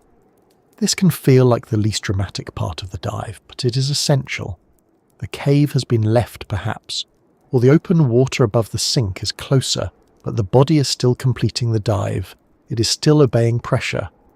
This is one of the difficult lessons of deep diving. You may feel finished before you are finished. The mind may say, "We are nearly back." The body says, "Not yet." The surface may be visible or at least imaginable, and still the diver must wait. Waiting underwater after a difficult dive can test patience. Gas must be monitored. Buoyancy must be controlled. The team must remain disciplined. Cold, fatigue, or stress may creep in. A decompression stop is not sightseeing. It is physiology being given time to work. The safest divers respect it even when they want the dive to be over. Returning gently to the surface, then, does not mean returning casually. It means returning without fighting the process. It means following the line rather than guessing. Moving slowly enough not to ruin visibility. Checking gas without denial. Accepting decompression obligations without impatience. Letting the body come back through pressure changes carefully. It means understanding that the final part of the dive deserves as much attention as the first descent into blue water. For a diver who has managed the dive well, there may be a moment when the entrance light begins to grow again. The darkness loosens. The blue returns. The world ahead becomes less like a tunnel of artificial light and more like the open sink at the surface, the Florida day beyond it. That moment can be powerful. Not because the danger is magically gone, but because the direction has become visibly hopeful. The diver has followed the line, maintained the plan, and come back to the doorway between the cave and the world above. The surface itself may seem ordinary when reached, and that ordinariness is part of its beauty. Air, heat, trees, insects, the edge of the sink, other people, equipment being removed. The awkward business of climbing out of the water with gear that seems to gain weight the moment it leaves the support of buoyancy, which is one of diving's small betrayals. The land returns, gravity returns, breathing becomes free again.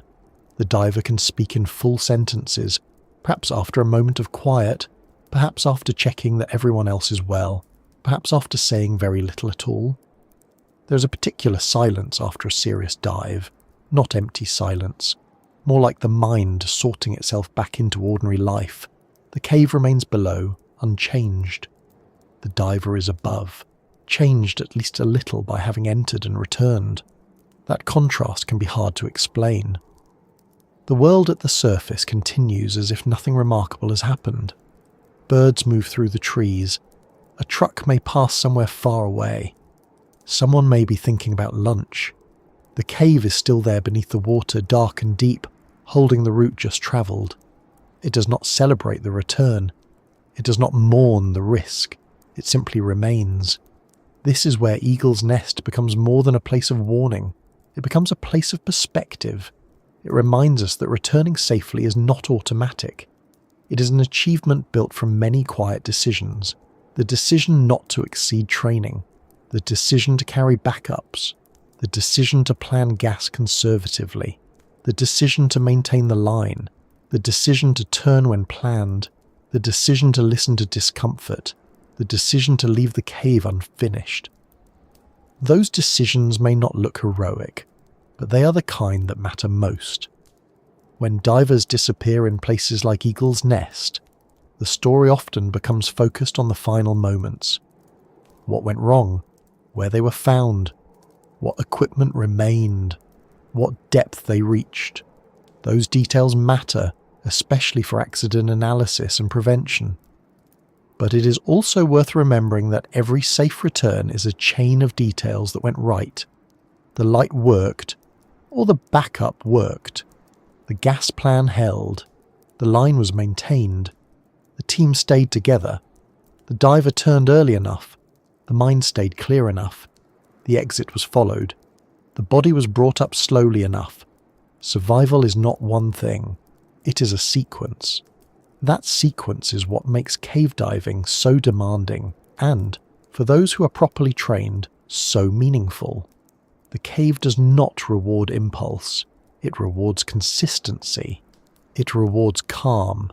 It rewards respect for limits. It rewards the person who can look at a beautiful passage and still turn away from it.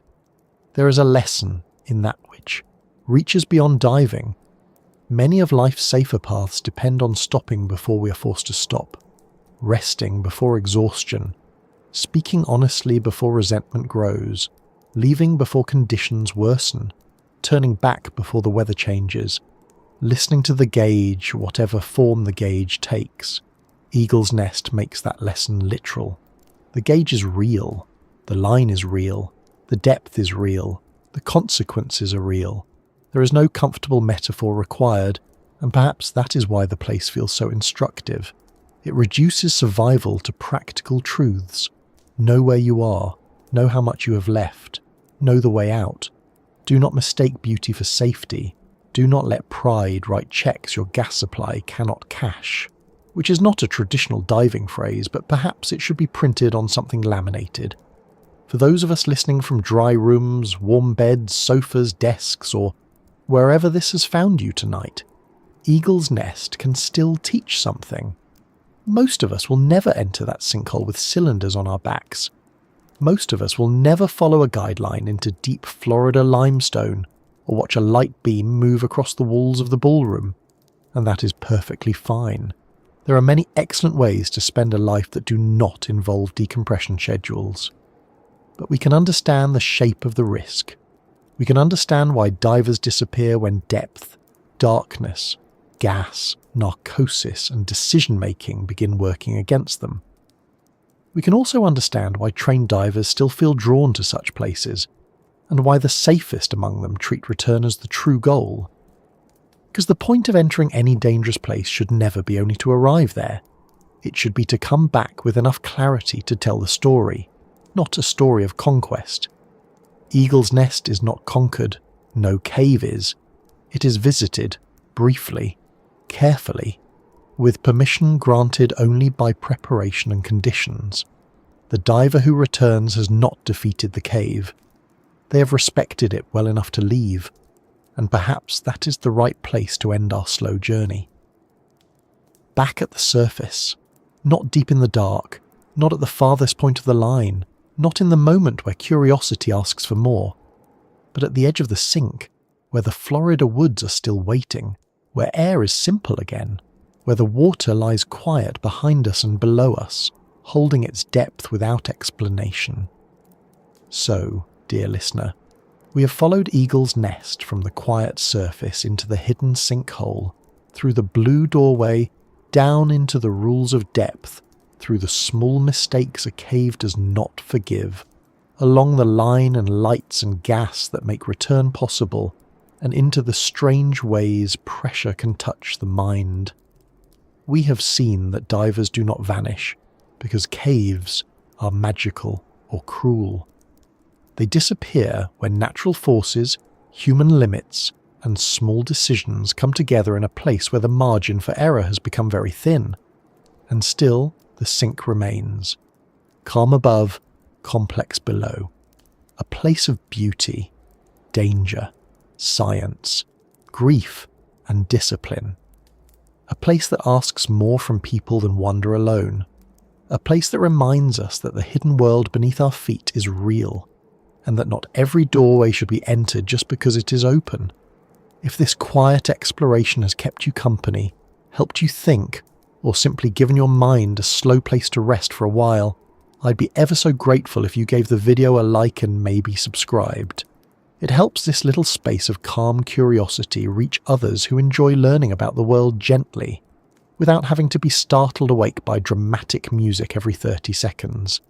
And if you know someone who loves caves, diving, strange natural places, or simply the kind of story that begins with still water and ends with a little more respect for it, perhaps share this with them too. Before sleep takes you fully, picture the surface one last time, the trees around the sink, the warm Florida air, the quiet water, the blue entrance below, no longer calling loudly, just existing as it always has. We do not need to go down tonight. We can leave the cave where it is, deep and dark and silent, while we remain here in the gentler world of breath, blankets, and ordinary gravity. Sleep well, fellow traveller, wherever you are listening from. May your night be calm, your breathing easy, and may every journey you take, whether through water, thought, memory, or dream, bring you safely back to the surface.